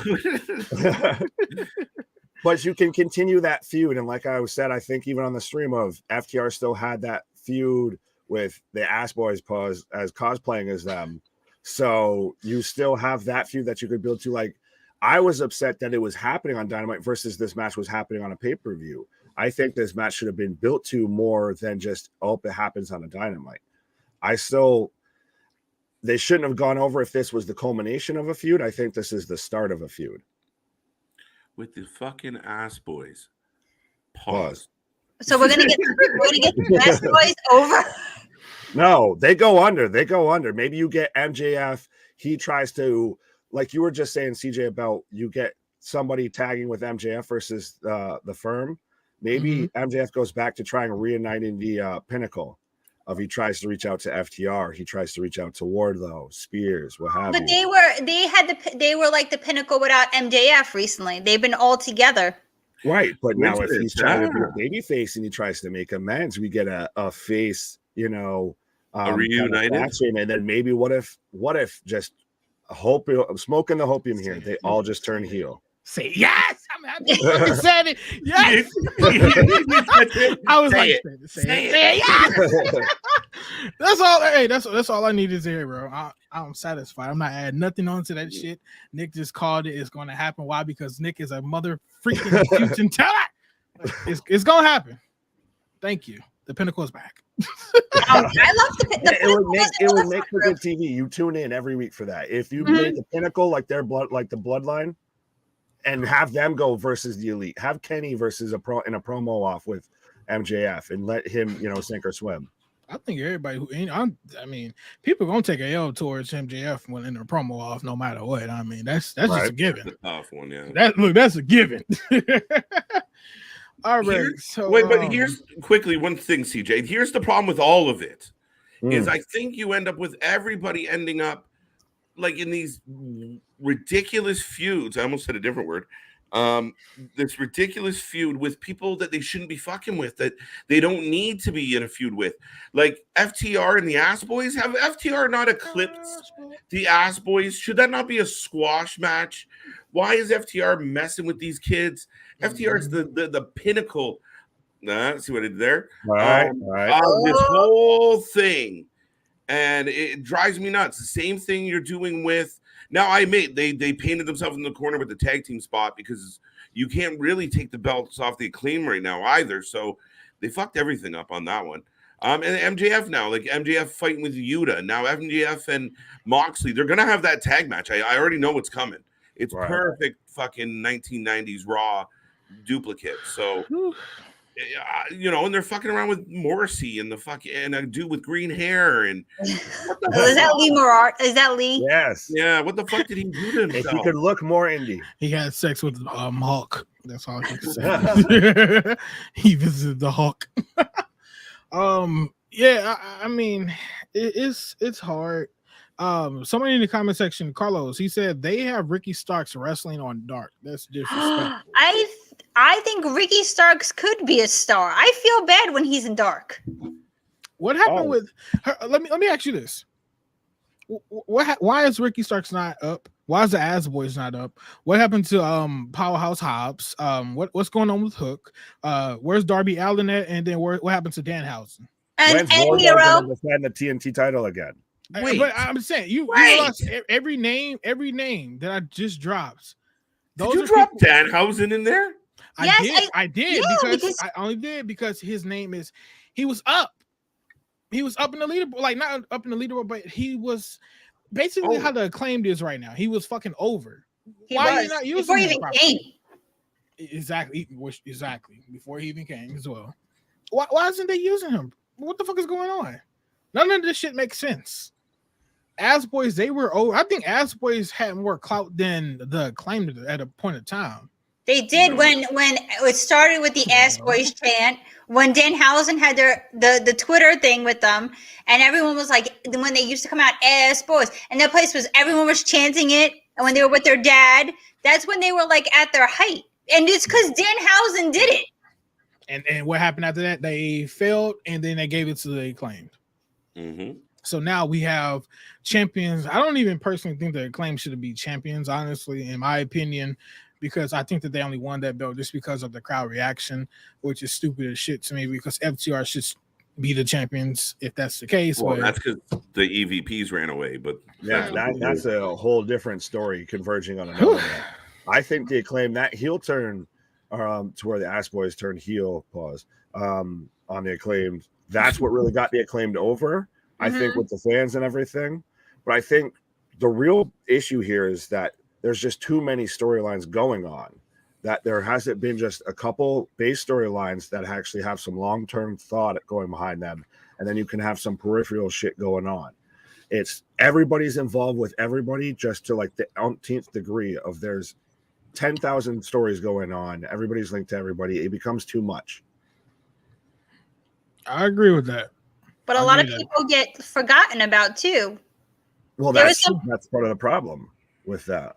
There were so many people that I used to like. I used to like watching. I know you might disagree, but I actually did like the Varsity Blondes. Who the They fuck? had is the that? Just the Blondes. blondes. They had the varsity taken away. Yeah, but I'm just saying, there's like them. Miro got forgotten about. He was making a TV show, but then he wants to wrestle. I think he wants to wrestle. Then Darby Allin, Sting. I don't know what they're doing. Did Darby get hurt? Darby's with Jay Lethal. They're having like a third match against each other. Yes. Yes. Darby is like the ultimate Dolph Ziggler. Oh shit! What? Emo Dolph. I Emo mean, Dolph. shit. You get clout, you can wrestle your ass off, but you ain't never gonna get nowhere. It's terrible. You have Tony. I like Darby though. I do too. Trust me, I'm not Darby. knocking. I love him, but I'm just saying, Tony, you got Dynamite, you got Dark, you got what is it? What's the other bullshit? Elevation, Rampage. That's 4 shows, right? All right. You got 2 of the shows that are on main TV. Why the hell can't you afford to put all this talent on both of those shows? Plus, you still got the other 2 bullshit shows. Use Dark as a not even developmental. Don't use Dark as a developmental. Use Elevation as a developmental. That show, that Dark show, needs to be used as a fucking NXT. Because Nick. Well, I mean, that's kind of what NXT is a developmental, and I still think we need Ring of Honor to have some sort of show there. Yeah.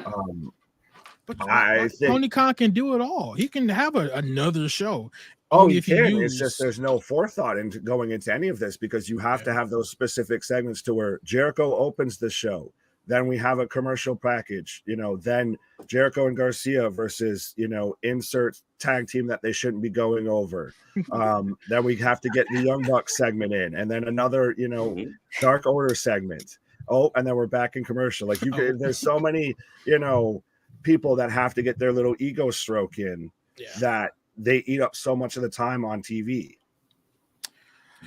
You know what the big dilemma becomes with all this is that originally when AEW announced that they were going to be a company and everybody got excited, fans like myself who had kind of given up on WWE and were like, oh, fuck, it's awful. Mm-hmm. And all of a sudden, there's going to be Money and the Bucks and Kenny and Money and the Bucks, Kenny and all, Jericho. Oh, shit, this is going to be cool. But the one big criticism on WWE is that they just pushed out the same shit all the time. And it was whatever Vince and Bruce and Johnny Ace kind of felt was, power. Right. So whatever they were feeling, that's kind of what they went with.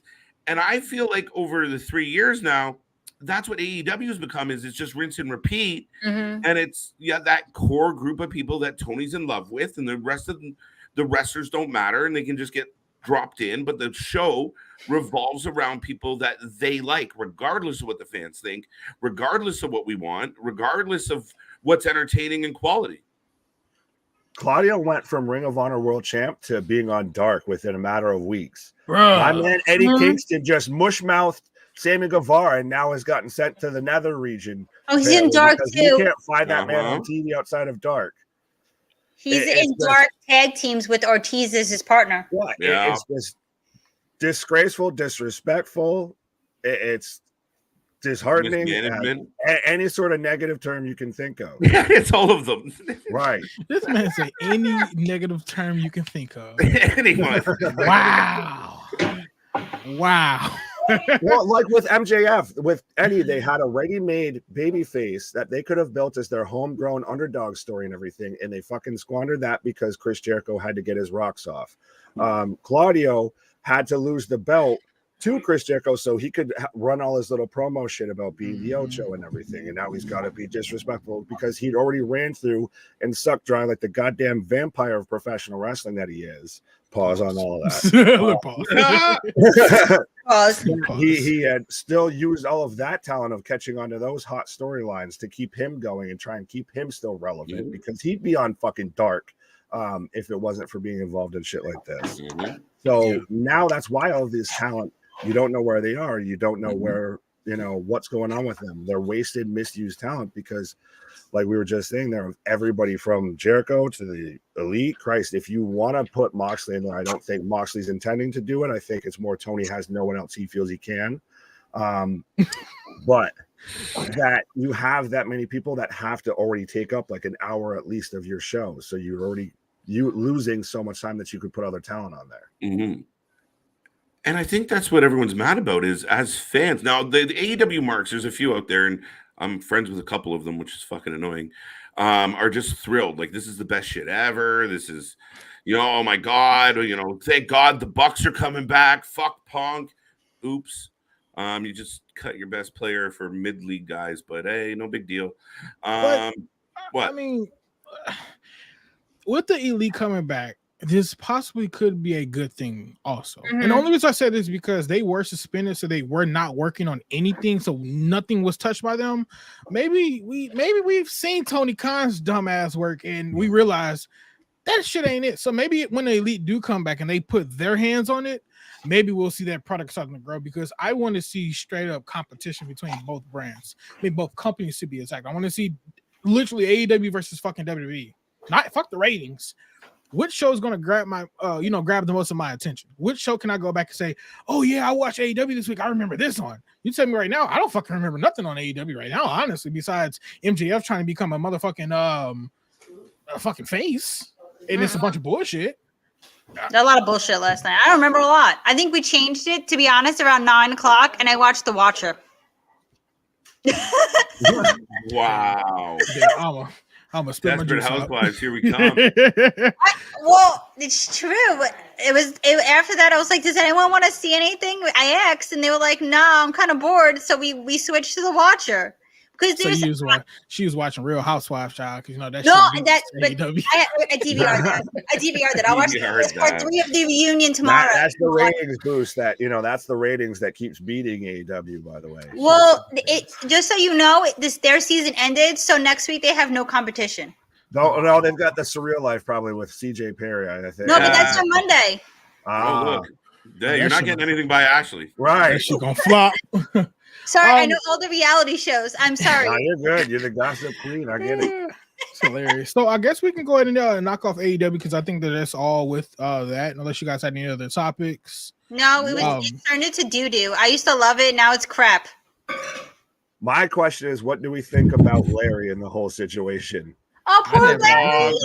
Poor Larry. But in the beginning, I only heard storylines that Kenny Omega was helping the puppy. Now it would make sense if he was helping it because it got hurt. But that's what both parties said. That's what Kenny Omega. An angel, Larry. Both parties said CM Punk put a meat trigger on the dog. That's why the teeth went missing. But everyone said that Kenny helped the puppy. Now, today I read a story that they knocked down his door. But imagine you kick in the door and then you all of a sudden you hear, and then Kenny's like, oh shit, the dog. So Kenny picked up the dog and then fucking. What sound was that, bro? Hell to the no. That's fucking hilarious. But poor the dog. Now he has 2 teeth left? He has the little. No, he had to have 2 removed. Oh, so he has no teeth? No, dogs have more than 2 teeth, dear. No, wait, he's so old that he only You can only see the two. He's gonna underbite. You can only see the two big ass old. teeth. That's funny as hell. But yeah, I'm going to close out AEW with some ratings right quick. What normally we do it at the end, but I mean, might as well because we touched on that. No, just for AEW. Just for AEW Dynamite. Dynamite did 941K this week. Last week they only did 8. Oh shit, they bumped the numbers up. That's crazy. That's fucking crazy. 941K is what they did yesterday. Yeah. Well, last week they were on a Tuesday, so it might have been a little skewed, right? Oh, it really was. And the card was stacked for it was stacked. Mm-hmm. Wait, let me see. Dale put it in the comments. Let me just confirm because I seen his NXT ratings were off. So I don't know if his AEW ones are off as well. I don't even know where the hell this man comment went. What the hell? Way up. I just rolled up to it.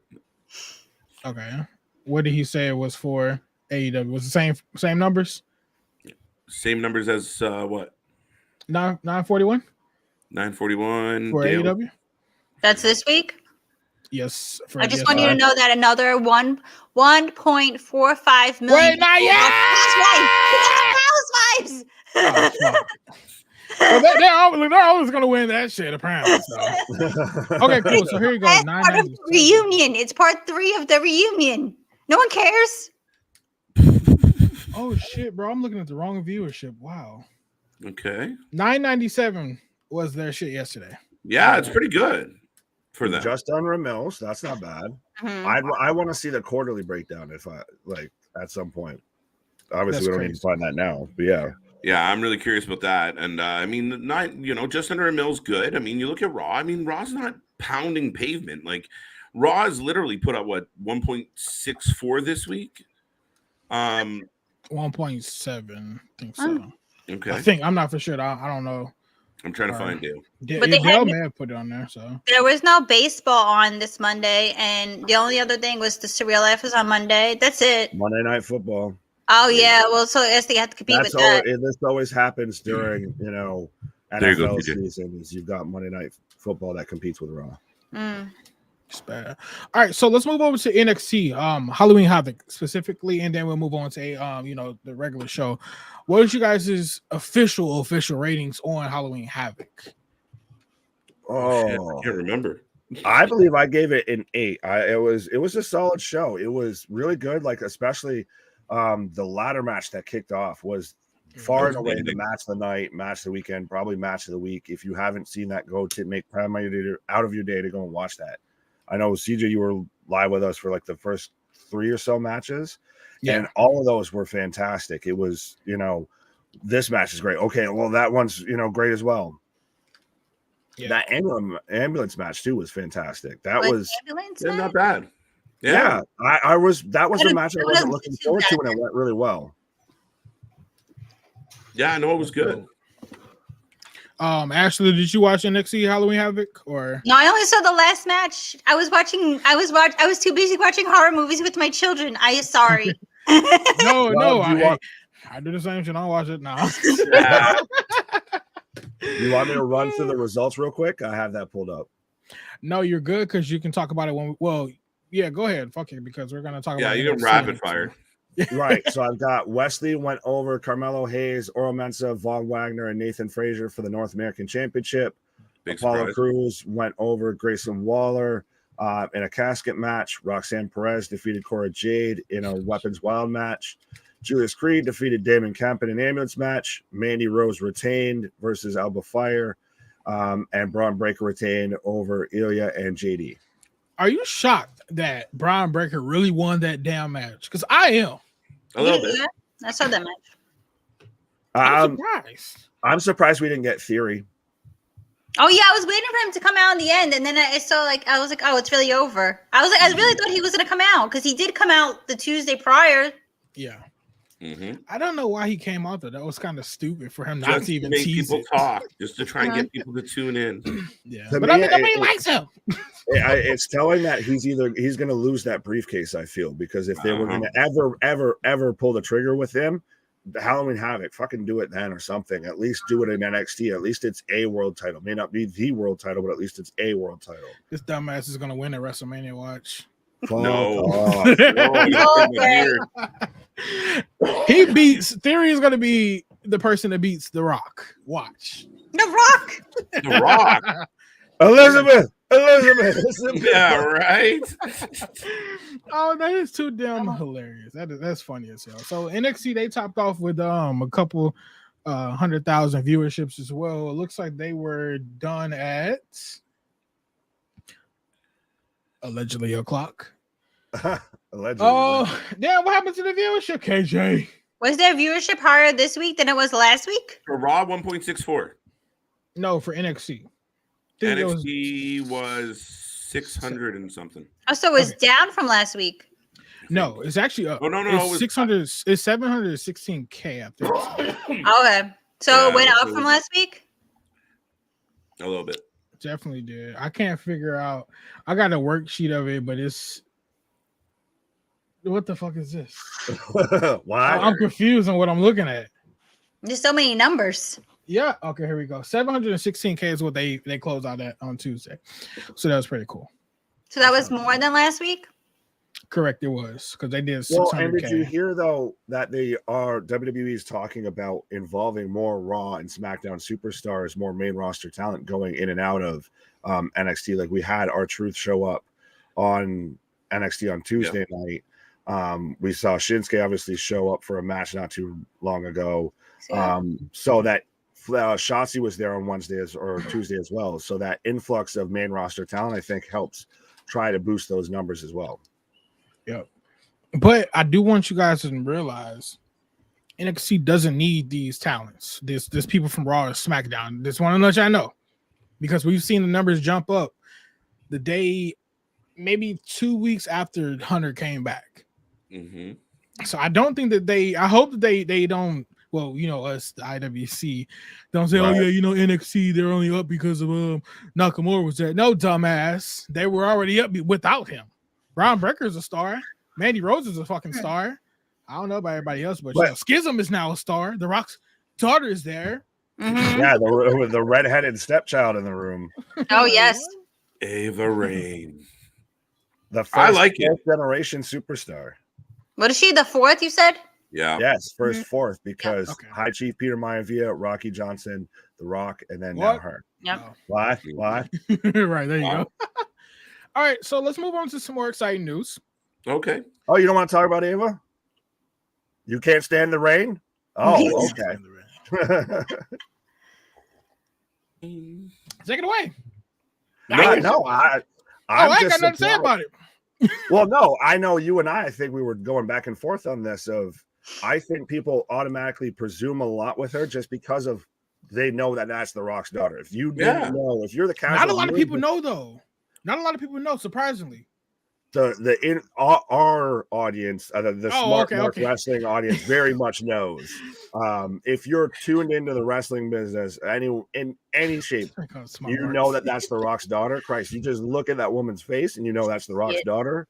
Oh yeah. It's clone. But She's like if she's still a blank slate to me, I think she's very much trying to pave her own path. She doesn't want to be attached to that. That's why she doesn't have Johnson on her last name. Pause. Wow. Dude's bad.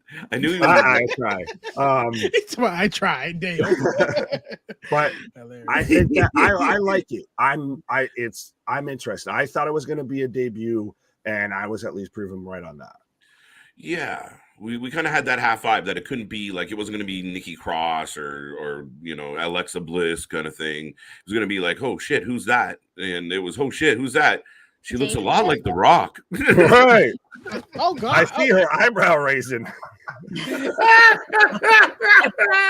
We broke CJ. Oh, that's going in the blooper reel for sure. Right? Why? How did you fuck up everything? Everything. What just happened, bro? Everything went wrong. Bro, the headset went off. I looked down. The screen went black. I said, damn. Someone trying to send you a message. Right. That's interesting, you guys. That's fucking interesting because All right. Well, laugh at the day. I believe in Joe Henry. Andre, Oh, yes. that song again. Oh, that's a. Oh, it gets brother. stuck in your He's your head. media champion, Joe Hendry. Nick Like taught me that's stuck in your head, and then it doesn't leave. Oh, we were talking about it earlier because I like even before I was like even had any idea who it was or where this was going, it was stuck in my head, and I'm like, shit. Yeah, and beyond stream, we'd be waiting to go live and everything. He'd be like, I believe in Joe Hendry. Hilarious. All right. So before we move on to our next segment, I do want to take this time to send a special shout out to Mr. WRESTING Tees. If you guys have not heard already, you guys can go pick up 3 of these wonderful, magnificent t-shirts. We got the Mr. What t-shirt. Why? What? We got the Why? Mr. Every Night KJ white t-shirt. The man that just don't want to go home, but I'm gonna let him say his spiel. No, you're doing great. Yeah, you know, you see, I cut the damn promo and then they don't want to cut it with me. Damn it. No, You know, it's fine. I was here. because I was can- here. I was Nice. here. Don't tell I me can this. only tell them to do one What? thing, and that's simply cut the shit. Go ahead and get that t-shirt as well, you guys. Thank you very much. I like what Thank you you. very much. Yeah. Ashley, we got to go ahead and get you a t-shirt. I don't have a t-shirt. Go get Ashley a t-shirt. Tea you time guys. with Ashley. That's a shirt we Tea time. need. Oh my The Rose of Wrestling. Oh, that's actually really good. That is what I do. For You heard a that, wrestling tees? Cut the shit. And let's do it.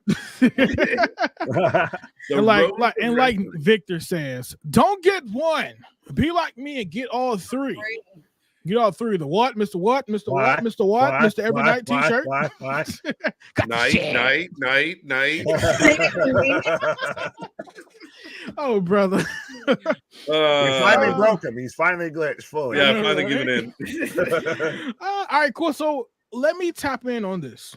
Carl Anderson versus New Japan Pro Wrestling. Oh, Have you yeah. guys heard the story? Yeah, I think he has to drop the belt if he don't show up. Could it be Show a up. work? Is But it a he- work? I don't know. They said if he don't come, then he'll get no belt no more. But like bye belt. He's gonna show up. I think it could be a work. I think Mhm. we could start to see WWE and New Japan working together, because I feel very much that New Japan's notorious for pretty much you cross that company in any sort of way. You're Like, fucked. you know, Christ, look at everything Kota Ibushi did. And we're amazed that that man still has a job there. It's him. So if you're not going to show up and publicly make it known you're not going to show up and, oh, they're not paying me enough, this and that, they are quick to cut bait. They'll strip you of your title. Cool. I don't care if you just came off injury. You just had, family issue, whatever. Cool. Too bad you didn't make your show. I'm stripping you the belt. The fact that they're giving him this much time, I think we could see. And Hunter's always had an infatuation with the Japan style of wrestling. There was rumors that WWE is going to buy Noah at one point. So I think we've talked about it before on stream, KJ. What better way to start taking it to Tony if you can't sign his wrestlers is you start everyone working with around all the buddies around him and saying, I can do what he does better. Mm-hmm. So could it possibly be that New Japan sends someone in to go get the belt? Go get him. I will shit myself. That would be But crazy. they're in Saudi Arabia on the same day, right? November 5th. Yeah, it's like a 12-hour Ooh. flight. What if they send Bronson fucking Reed? That'd be amazing. Let's go. Oh, What if Bronson's on his way back? What if Anderson makes the New Japan date and we get someone like Cameron Grimes, who's been paired up with the OC, the Good Brothers in NXT, as replacing him in Saudi? No. Interesting. Which, Though. you know what? Can you make it from Saudi to Japan in time? No. don't Even if he went on first in Saudi, Well, and he then, might get stuck on the tarmac, like what's happened before over there, allegedly, supposedly. But no, I think it's like a 12-hour flight or something like ridiculous like Okay. that. Yeah. I'm surprised if this is not a work that is so public. But that's been kind of the MO of wrestling in 2022 has been very public. Right. Social media, you know everything. Yeah, more than we want to at times. Well, and to sit there and take the time to make videos of, oh, you didn't run it through, our booking agent, which is me, Luke Gallows, like all of that stuff to public, like it's not just, oh, it was leaked out by like Meltzer or somebody or Sean Ross Sapp. Like they're openly making videos about like talking about this, of like basically saying, screw New Japan. I bet I'm looking up the flights 13 out. God damn. About good 13 to 24 hours to get there from Riyadh. So even if he went on first, he still wouldn't make it in time. His match went on first. No, just half of him will be in Saudi and the other half will be in Japan. You just decide which half shows up where.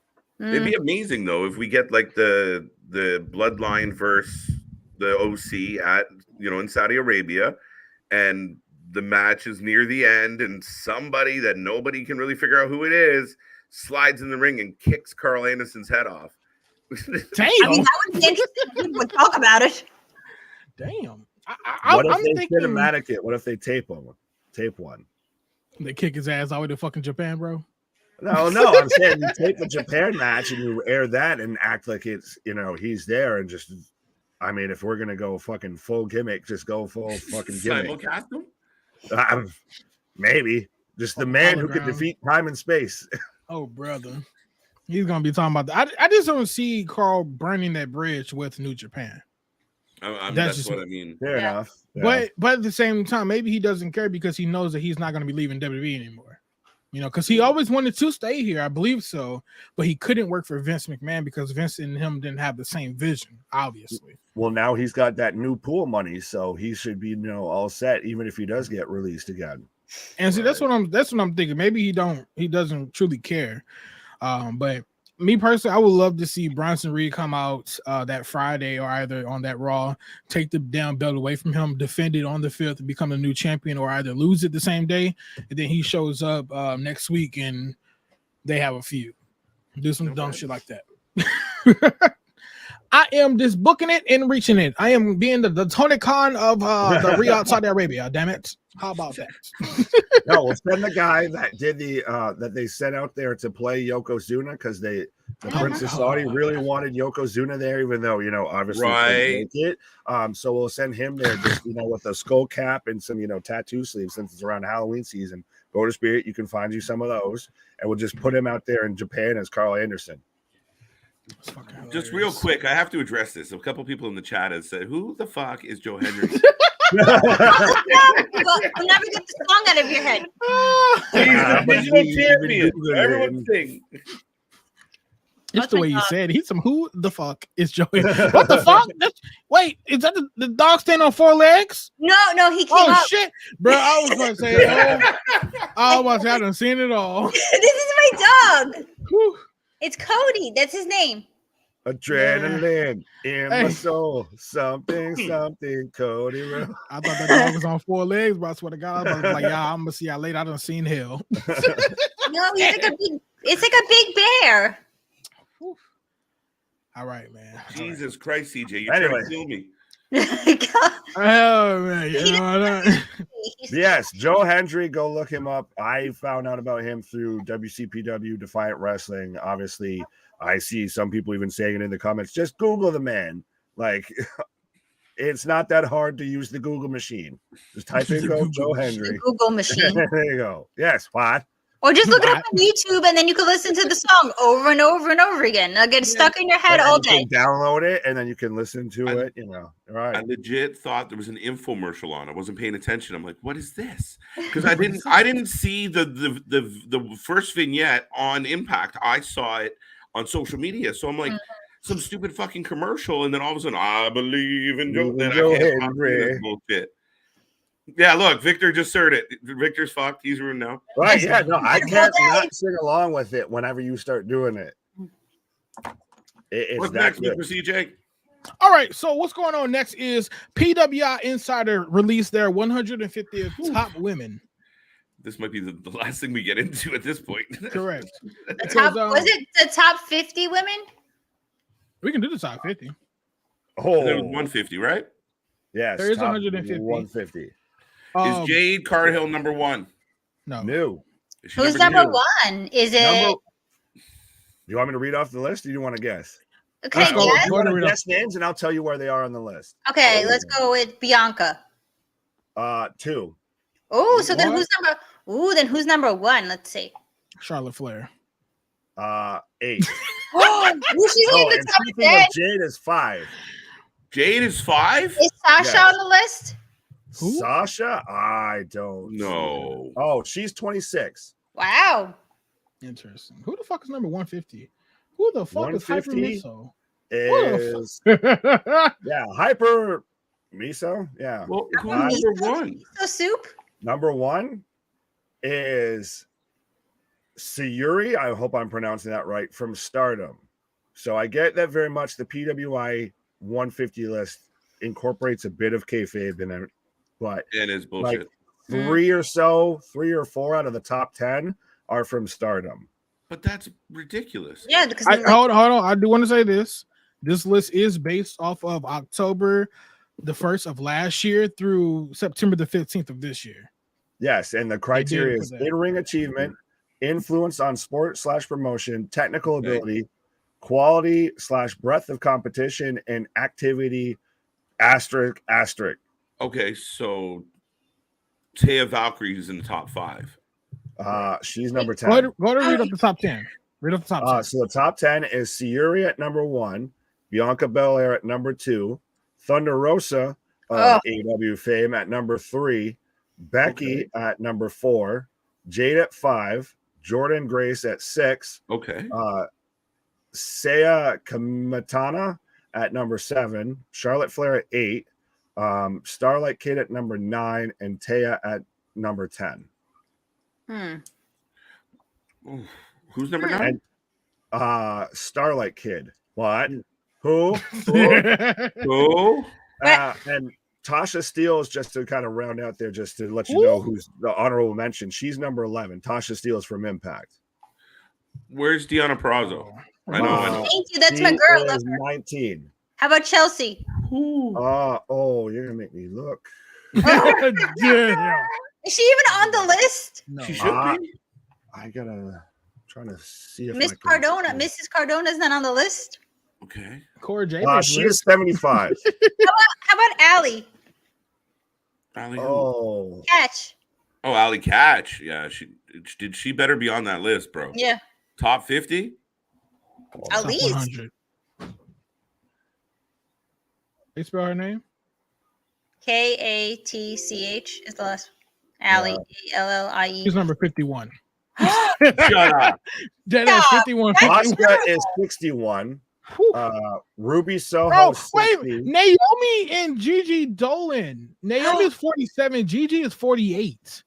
What Natalia's the fuck? 81. Cora Jade's 83. Natalia shouldn't be on the list. Who made this list? Fucking trash. Who dropped it? What the Blair fuck? Davenport, CJ, a favorite between you and I. Blair Davenport is 98 on the list. Top 100. Right? Kiera Hogan is number 100 though. Oh, Anna Jay's 103. Anna J did. Okay. anybody? Dakota Kai is 119. Io Sky is 126. Yeah, but keep in mind they were fired for a portion of this Yes. survey. So it's from October of last year, right? So Ray what? Mello is 127. Who? Ty? Who? Oh, Ty Conte, Hey. formerly, Yeah. Pardon? formerly known as Ty Conte. Mia Yim's Conte 133. Who? Mia Yim. Okay. Heath Lee's wife. Yeah.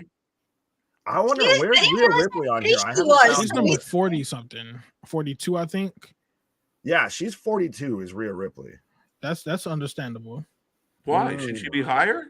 No, because she ain't did shit in that time period. Yeah, now Mercedes Martinez is above Rhea Ripley. Who? Who's above Rhea Ripley? Mercedes Martinez is significantly above Rhea Ripley. We haven't Mercedes even seen Martinez her. is 28. But isn't she? She's a champion, so maybe is that Yeah, why she? Ring of Honor, which even Tony's forgotten about. We haven't seen her Rhea was champion, at wasn't all. she last year? But is she still? Yeah. I forgot Yeah. that she's even the Ring of Honor champion, Mercedes. This dude Carlos is a fucking mess, bro. Carlos is a fucking mess. That's funny as shit. The Super Diva didn't even crack the 150. Oh He shit! didn't debut in time. Right? That is too damn funny. Okay.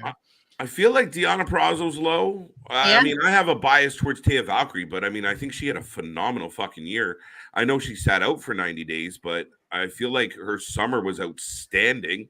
Her Yes. WrestleMania season was outstanding. Mandy Rose is 21. Is that because The she one has that the belt? carried the NXT on her back. Yeah, Yeah, that's she is bullshit. though. She should be top 10 just based on wins and overall performance. Because I know in the men's, didn't like title the championships count? Yes, It does, right? Does it count Right. for the women too? Yeah, it should. right. CJ, who you pissed about? Honestly, I'm more mad about DMD being 13. I would personally recommend. Up or down? I would up for sure up. And the reason why I say Okay. is because Charlotte Flair deserves to be down on the list. I probably would actually replace Charlotte and DMD. Where's Charlotte's what on the list? Charlotte is number 8, so she's in the top 10. I think Yeah. DMD deserves to be in the top 10 because when did Charlotte take her hiatus? In May. So what did she do May, between that's a chunk. October? Yeah, so October through May, she was a champion for a very long time, but she dropped it obviously. I mean, She made the top 10 having half a year. but DMD was champion as well around that time, right? When did No, she lose she it? lost it to Thunder by then. Okay. From last believe- year in October. Around about that time, I want to say. Has Thunder I had the feel I belt could that be long? wrong. Wait, matter of fact, where the fuck is Thunder Rosa at on this list? You said she was like 3. She's 3. she's 3 on the list. Oh shit, duh. Now that's somebody who should not be up there at all. That's She should be Steve. lowered. She should definitely Yeah. be lowered. Matter of fact, let me. Where's Jamie Hayter? Where's I was just Statlander? that's there. You read my mind, sir. There's a patch in this list that I want to talk about. Where's Britt? I don't even know where she is. Britt is number Britt? 13. Oh, she's Yeah. so she didn't make on the top 10. Nope. No, So where the hell is just barely 3D? made it into the top 10. Mm. Tony Storm is above Sasha Banks. Well, Sasha been on the Sasha's bench been since fucking. MIA. Well, yeah, but didn't they drop the titles around May? Yeah, it would have been May. Yeah, it would have been May, right? So they still could have been on those lists because they were the tag team champions during this Well, I time. think that's Yeah, what but they got didn't them do to where fuck they all. were, but they haven't. They've had that dry spell for a good chunk.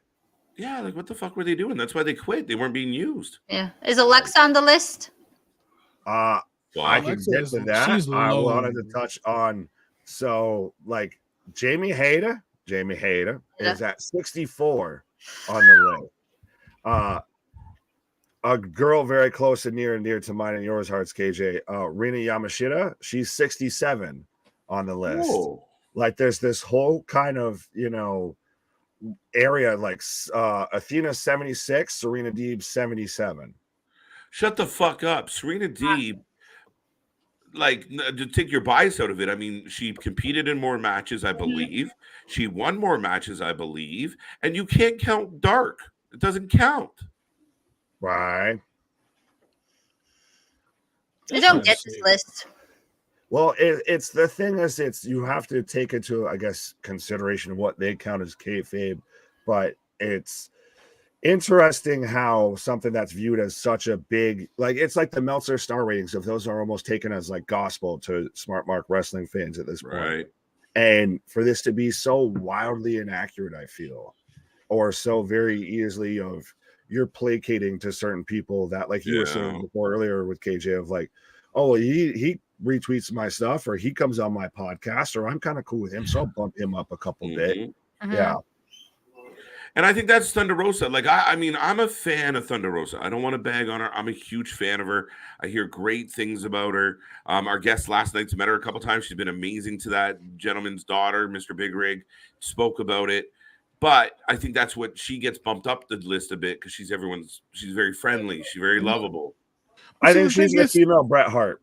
There's nothing wrong with her. Trust me, it's nothing wrong with her at all. I think that it's strictly we haven't seen her full potential because they're scared to book her right. So that's why when I say, oh, she's up there, I don't see why she should be up, up on the list like that, because I haven't really seen her have a great match. I mean, the way that she won the belt was bullshit to me personally. I mean, that was a gimmick match. You only won because you had a fucking relation to the holiday, I guess, or some shit. Oh, I mean, St. Patrick's Day. She won on St. dumb. Patrick's Day. Yeah, that's what I'm talking about. Why the fuck? Irish. The great Irish wrestler Thunder Rosa. Irish. That's what I'm saying. It was a fucking gimmick win. Yeah. Shit was dumb. Victor. I think she's the female Bret Hart, and that I almost feel like I like her, I respect her, all of that, but I think she takes herself way too seriously when it comes to shit and everything. Yeah. Someone asked, when does the men list come out? Didn't theirs come out a few months ago? Already come out. The men's list has already come out. We already did a video on that, by the way. So if you want to go and get, a quick little synapse or get our opinion on that whole list, you can go ahead and watch that video. Yeah, go check that out, folks. But sorry, real quick, just and we're probably gonna have to change up the format a little, but we might have to do our own top 15 or 20 women because this is fucking awful. It is Oh awful. yeah. Well, I was just gonna talk on because Ashley asked where Alexa Bliss is, and she's 117. Woo, she's up there. Well, she didn't do a lot. Sky Blue is ahead of Alexa Bliss at 110. I'm happy you said that shit because somebody else is on that list is fucking above Alexa, but I realized why, because Alexa wasn't there wrestling. But Yeah. God damn. What are you gonna say? Blue Drop, Layla Gray, what? No, Kara Hogan, what? Layla Gray? Anna Jay, what? Look, now you got to make me open up the damn list again to figure out who the hell I was talking about. Marina Shafir is just below Alexa Bliss. Who is? Do you know who I am? The Bully Ray of women. Alexa Bliss. Dude. Okay, so Alexa Bliss is 117. Okay.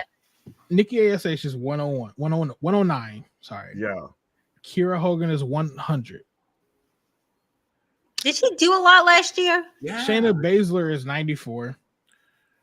Blair Okay, Davenport good is 98. Doudrop is 97. Natalia is 81. Cora Jade is 83. Dana Brooke is 88. What the fuck? Oh, I guess she was 24/7 title champion. Yeah, don't let Dana Brooke hear that, or she'll put out a tweet saying how you offended her. Fuck That's a you, real Dana. It's something halfway negative about her. And when you Dana, were just I'm clearly sorry. talking about something else. I'm gonna challenge Dana for the 24/7 title. All right, man. Go. Look like we're gonna see KJ wearing them damn pink spandexes soon. Man. Coming on here with a pink spandex and a 24/7 title. That shit'll be funny as hell. From But yeah, part definitely. unknown. Part unknown. Right. You're Yeah. stay unknown. Yeah, right. Pause. Oh man. So let's go ahead and end it out with this. Oh, here we go. What is you guys' just cut the shit moment of this week? You didn't even throw the shit up, dude. Because the shit ain't I don't shit even yet. need to say anything. Oh yeah, that's true. I saw agree. that fucking flag on that.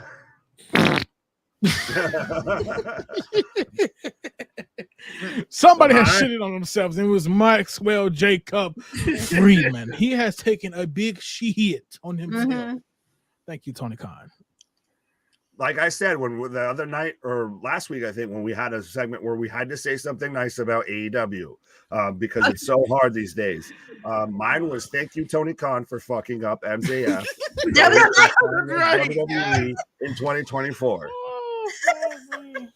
This dude is so fucking hilarious because it was so nice, it was so mean. You couldn't Right. even rebut it. Damn, that's crazy. KJ, what's your cut the shit moment, man? Yeah, I don't just be slightly different. I think my biggest issue right now in wrestling is watching these super marks freak out and wet their pants over the fact that the Young Bucks are returning with Kenny and they did their cute little video and Punk's out and this is so good, joyous, everyone be happy. It's fucking horrible. These guys are a plague. They're a cancer. They're toxic. They don't do shit. They don't move the needle. They don't move ratings. They don't do anything. They're a spot machine that couldn't be in a good wrestling match with most people. And again, if you want to watch them run around and do flips and tricks and repeat, fine, great. But you just lost the company's best fucking draw. And people can say what they want about their bad attitude. Go look at Sports Illustrated's article about what a fucking leader and awesome guy that CM Punk was being to the young people in that dressing room. This narrative, and actually, you know what my cut the shit moment is more than anything else? Dave fucking Meltzer. You fucking horrible human being, you. You are just fucking so wedged in the fucking Buck's ass It is disgusting. You're old. Stop picking on the children. Leave them alone. You're not cool. You're not one of them. They're using you to write their narrative. And I get it. I'm nobody. But it is fucking atrocious to watch him pump out shit on the heels. It's like his own little personal Twitter. Like instead of tweeting a post, he just goes into an article and puts his feelings in the article. It's not fucking journalism. It's a fucking puff piece about his puffy friends. And that's my shit of the week. Yeah, fucker. No. Yeah, how about that, Dave? What you gonna say about that, Dave? Huh? Dave? Fuck you, Dave. Ashley, what was your cut the shit moments? Well, I have to agree with Nick. I believe that the I believe in Joe Hendry. No, I believe MJF, because it was so depressing to us here. Like, for so long, I was so excited. I even told my son every week he would run in here when he heard MJF's music drop. He didn't even, well, he can't walk, but he didn't hobble in yesterday. He can't walk right now, but he didn't hobble in yesterday. He hobbled in right now. What? Why did you have to throw it in like that? She just, well, he Why? can walk. He can't walk right now. Daddy, can you Holy walk? crap, he's a crapple. Oh my You could hop. God. See, you didn't hop in here yesterday when we called you. What? Hobble. You could hobble. What? I can hobble. Wow. Called it her son and everything. That's her cut the shit moment. Yeah, well, I don't understand what they're doing to him. It's very depressing. I used to really, really love AEW, and that's what got us all back into wrestling. Really fucking loved it, and now they ruined it for me. And it's very depressing. All I'm gonna say, that's what you call a passionate fucking professional wrestling fan right there. I was gonna say, I thought she was about to start shedding tears. I could, I mean, you could give me like, I could think of something. The feeling of a Sad, touch, like you it's come not down with crying. Well, yesterday was a crying day, but not today. Today is not a crying day. Today's not a crying That's Wednesday. Wednesday. Tomorrow. That's on Wednesdays. It's on Wednesdays. Yes, on Wednesdays I wear pink and I cry. Me too. It's for me too. Oh, fuck. By the way, I had to stay for like every day past next Tuesday.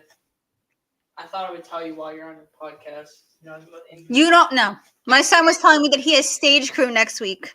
like the whole like While you're live. Oh, okay. All right, fine. This is going to be the new Oh, slide. He comes in each show and just tells her something that he knows she beat his ass for any other time. I can't beat him right now. He has, and I. Right? Mom, she pregnant. Ah, what? no. What? You're lucky I'm alive. He's coming up Oh, asking for an man. ass whooping. He didn't even walk. He's like, put my boot on. Help. When I get off the screen, you're dead. Oh my brother. All right. So my cut the shit moment is this. And Victor, you got it first. It was FTR taking a loss to Keith Lee and Swerve. I think that it was very childish because FTR is still one of the best tag teams. Well, not even one. They are the best tag team Thank you. that company right now. Mm-hmm. Even in general, fuck it. In all the companies, I'll say that. Fuck it. I'm going to give them that much credit because WWE, I was going to say the Usos, but they've been on some bullshit. FTR should not have taken the L at all. My theory is this. The Bucks are coming back. They're probably going to be taking these fucking belts anyway. So that's probably the only reason why FTR did not win, which is total bullshit. But it is what it is. But that's my cut the shit moment. So when the Cutting Bucks shit. come back, do they have like Infinity Gauntlet like Nikes on and they just like super kick Tony and say, I am inevitable? Because it's so stupid the way that they're like teasing them coming back. Like, cool, you guys were assholes and caused a fucking fight and probably the biggest black mark on your company. And you guys get the special return package. What? It's because they own the damn company, basically. Damn near. Well, the only EVP that really mattered left, so. Thank you. Thank you. See, actually, I knew I was gonna fucking like you. I was gonna say, everybody was. I was one of those people giving crap to Cody when he left, and turns out he was like, I can't deal with any of y'all anymore. Just like Punk because I'm tired, I'm old, and I work with fucking children. And they did the same thing to fucking Cody. Yep. All of a sudden, the rumors started leaking out, and then the fans started booing, and people didn't want him around. Oh, there's trouble between Kenny and Cody. There's problems between Young Bucks and Cody. Yeah, Cody wants to run a wrestling show, and these guys want to run a circle jerk. It's fucking upsetting. Circle jerk. Well, they did start and end every show. Like, was this them? It was like Kenny Omega and the Bucks. Didn't they start and end almost every show when they were on? Oh, absolutely. Like I said, if you want to run through a whole Dynamite, I bet you could do it, and you don't have to mention anyone besides Chris Jericho, the Elite, or the Dark Order. What? What? Well, the Dark Order, I feel like for a while though they disappeared. Yeah, because they were trying to politely release as much of them as they could until Hangman got a hair across his ass because the Elite gaslit him that he needed to stand up and be a fucking figurehead in that locker room. And just went out there like an idiot, and to quote Punk, was going to ruin their first $1 million pay-per-view buy. Right. Quickly, let's just run through this real quick. Does anybody have a WWE cut the shit moment? I got a quick one. Baron Corbin, your outfit I want sucks. you to think. Your outfit sucks. Figure it out. You Yeah, want to be a badass? Cut the shit. but it wasn't as bad. His outfit wasn't as bad as last week. Tank top's better. Yeah, the tank top was better. It was a better choice. CJ, Nick, Ashley. I have one. Whoever the fuck Scripps is, don't do that. Oh fuck, bro! What? No, my cut the shit moment is this. For WWE. It's a motherfucking the varsity. I almost said something so negative. Wow, the varsity people. And I'm sorry. What the fuck am I talking about? You. No, it's not even that. It's they can be added into that. But what I'm trying to say is pretty deadly. Oh, the thrust. The thrust. The thrust. You gotta give it to him one time. Hit me with the side champ. Side champ. I'm retired. I'm I'm retired from thrusting. I can see that later though. Man retired like Ric Flair. Just came out of retirement fucking instantly. Right, I know, right? That shit is crazy. Let me ask you this one last question. Wait, Ashley, what was yours? Ashley, go ahead. I have none of them. I just said, think of what's your cut the shit think of moment. one. Well, I think of a memorable moment was Rhea Ripley on Monday night. That was a okay, holy fair shit enough. moment. If you want to do a cut the shit moment as like a positive thing of like, with Rhea being compared to like China and everything like that, of she body slammed Gallows, of where seeing talks about maybe she's in the men's rumble like we saw Nia Jax, all of that. No, and I don't really have a cut the shit moment from WWE this week. And see, I know it's so hard, right? It is. It's really hard because I mean, technically, that NXT shit was just something because I can't think of anything else. Truthfully, Raw was great. I mean, Raw wasn't great, but it was good. Shit. I mean, fuck it. But who do you guys think is going to be facing Jericho next week? Jalen. Well, it could. It said any. It's an any former Ring of Honor champion, right? It's like a former Ring of Honor champion. Marty's girls. Whoa, that would be interesting. I'm gonna say Jonathan Gresham. That's what I was thinking. No, Adam Cole. you don't do that, man. He was like, "Fuck this! I want out of this company." You don't do that, man. Phone call? No. Like, hi, Jonathan. It's Tony. He's like, Jericho. What? Motherfucker, the man's already taken a pause for the cause and everything from pro wrestling. You're going to sit there and beat Tony Khan and call that man up and say, hey, okay, John, do you want to come and lose to Jericho? As a former Ring of Honor world champion. We won't hype the matchup at all. You're just a former Ring of Honor world champion. Yeah. For 10 minutes, go match Chris Jericho and look like total shit, but Jericho look like a star. You want to in? You'll have to do everything to make him look good, like scooch more when so he can hit his lion salt without breaking his fucking neck. Or really sell his lion tail, which is now just a sad man's Boston crab. All right, so if it ain't Jonathan, could we? I'm gonna shoot with Adam Cole. That's what I was thinking. Austin Aries or Jay Briscoe. Ooh. I don't. Briscoe's a reach. I'd love it actually, but he can't. No, not unless Jay wins. I think it's Jerry Lynn. Who the fuck is that? Former ECW world champion, former Ring of Honor World Champion. He's now a The old backstage guy that he agent slash producer. power drove. Yeah. What about PCO? Oh, he's a free agent. Oh no, he re-signed with PCO Impact. goes under Jericho. I think you're. No, See, that's the thing is, to me, if it's because it's vacant, there's no build to this, so it has to be somebody that can just do the job quick, and it's not. I think it's you Matt want to see Taven. it built to. Matt Taven. Oh, that's not bad. Matt It's Taven's fine. in the company already, though, right? Yeah, Yes, he just came back But to doesn't the he have anti-pop. beef with Warjo? kinda. And that should Davey never be. Richards. I don't want Warjo ever mentioned again on this channel. Thank you. I don't like that. I don't like. Warjo! I don't even like them as a tag team. That's why I put them in quotes. I They don't should like. be a Name is better feud. than shit. What about Rush? Arush. Ooh, Roosh. Rouge. Bandito. That's No, what my no, boyfriend they're said was only Yeah, doing Bandito. that. yeah. What about Kyle O'Reilly? Oh, Headline. Hurt. What a But fucking can he- ball but- injury? Man, he hurt his testicle and they had to get neck surgery. It's the weirdest thing. That's what a guy.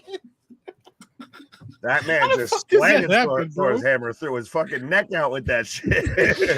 Oh, Ash, what was you trying to say though? but didn't Kylie O'Reilly come back when Adam Cole came back a few months ago to say like I'm back, and then that's when they beat up the Young Bucks. He did. All three of them came back in one double. What? Yeah, Yeah. got released. Bobby Fish is an Impact now. So. What if it's Bobby Fish? Out of and nowhere. Bobby Fish, Champion the in former ROH? Ring of Honor World Champion. Roderick He's not even Strong. champ. God damn it! If we're just gonna start naming off Ring of Honor World Yeah, Champion. right? I'm looking at the list, bro. That's why I'm like Yeah.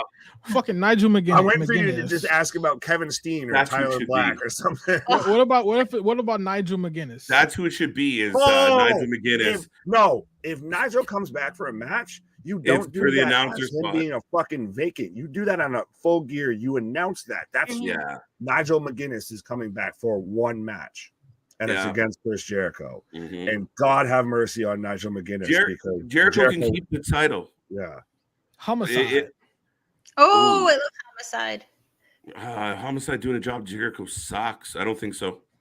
no, because then you bring Eddie back into that because I feel because if Homicide's showing up in AEW, Eddie's going to be attached to it, Yeah, that's his partner.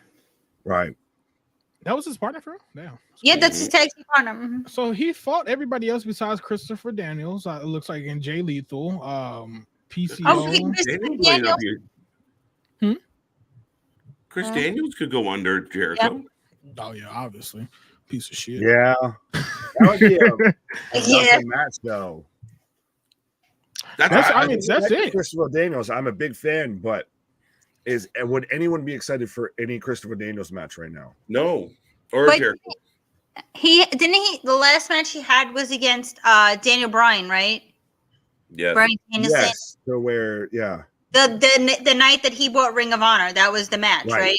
yes, Mhm. Yeah, that was the match. they were doing a I'm kind gonna of like a say tribute. I'm going with Matt Taven because he's already signed with the company. But I don't know if he has another match set up already.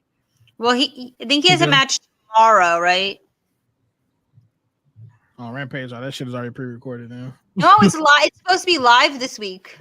Rampage? Yeah.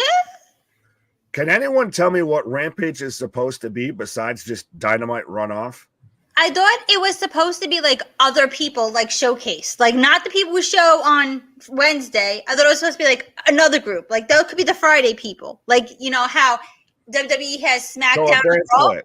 Yeah, I just thought it'd be a different group, but now it's just everyone who. Oh, you didn't have a match list. Oh, Ty Conte's wrestling tomorrow. Didn't even know she still did that without Sammy by her side. So Make that Ring of Honor. I mean, Christ, it's already become the Hook title. If you had Hook even say in Ring of Honor, then you don't have to worry about when is he going to jump for the AEW title or anything or challenge for this or anything. Just let him still develop in something like Ring of Honor. Yep. You What have the enough fuck? talent there that you can still have as like a developmental.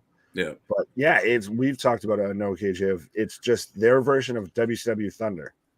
Yeah, it is. And the saddest part of all this is I think it's to me because it's like a surprise opponent. It's going to be someone underwhelming that their name wouldn't help sell. So the mystery sells Johnny more than Impact. the athlete. So that's where I think Taven, Jerry Lynn's a good show. Christopher Daniels is a good one. Yeah. Kazarian No. Ring of Honor World Champion, former? No, he's No. Impact. Kazarian is an Impact now, right? Well, no, Was that he? doesn't mean he's signed there. Of Tony Khan and Impact kind of, sit there and try and trade talent as much as they can. That's why there was the It's whole gonna thing be about fucking Barney Jamie Moore. Noble. Name J Security. You get Yeah. Chris Jericho versus Jamie Noble and Joey Mercury. Wow. So Ashley said that the AEW Dynamite Rampage is gonna be live tomorrow. Guess who's fucking fighting now? Ty. Moxley. Wait, you say Moxley Moxley? again? Moxley is facing Daddy Magic in an AEW World Title Eliminator match. What Oh, the for fuck fuck's is sake. that? What does that Number mean? one Contenders contender match. match. It's their convoluted way of saying a number one contender match. Cut the shit. Right. Cut the shit, man. That's all I got for today. I'm done with it. It's that just pissed me all the way off. I'm not gonna lie to you. Fuck is your name Daddy Magic for? Fucking weirdo. You're dumb. Coke and Diet They Coke. won't let him be called Fuck Coke him. on TV.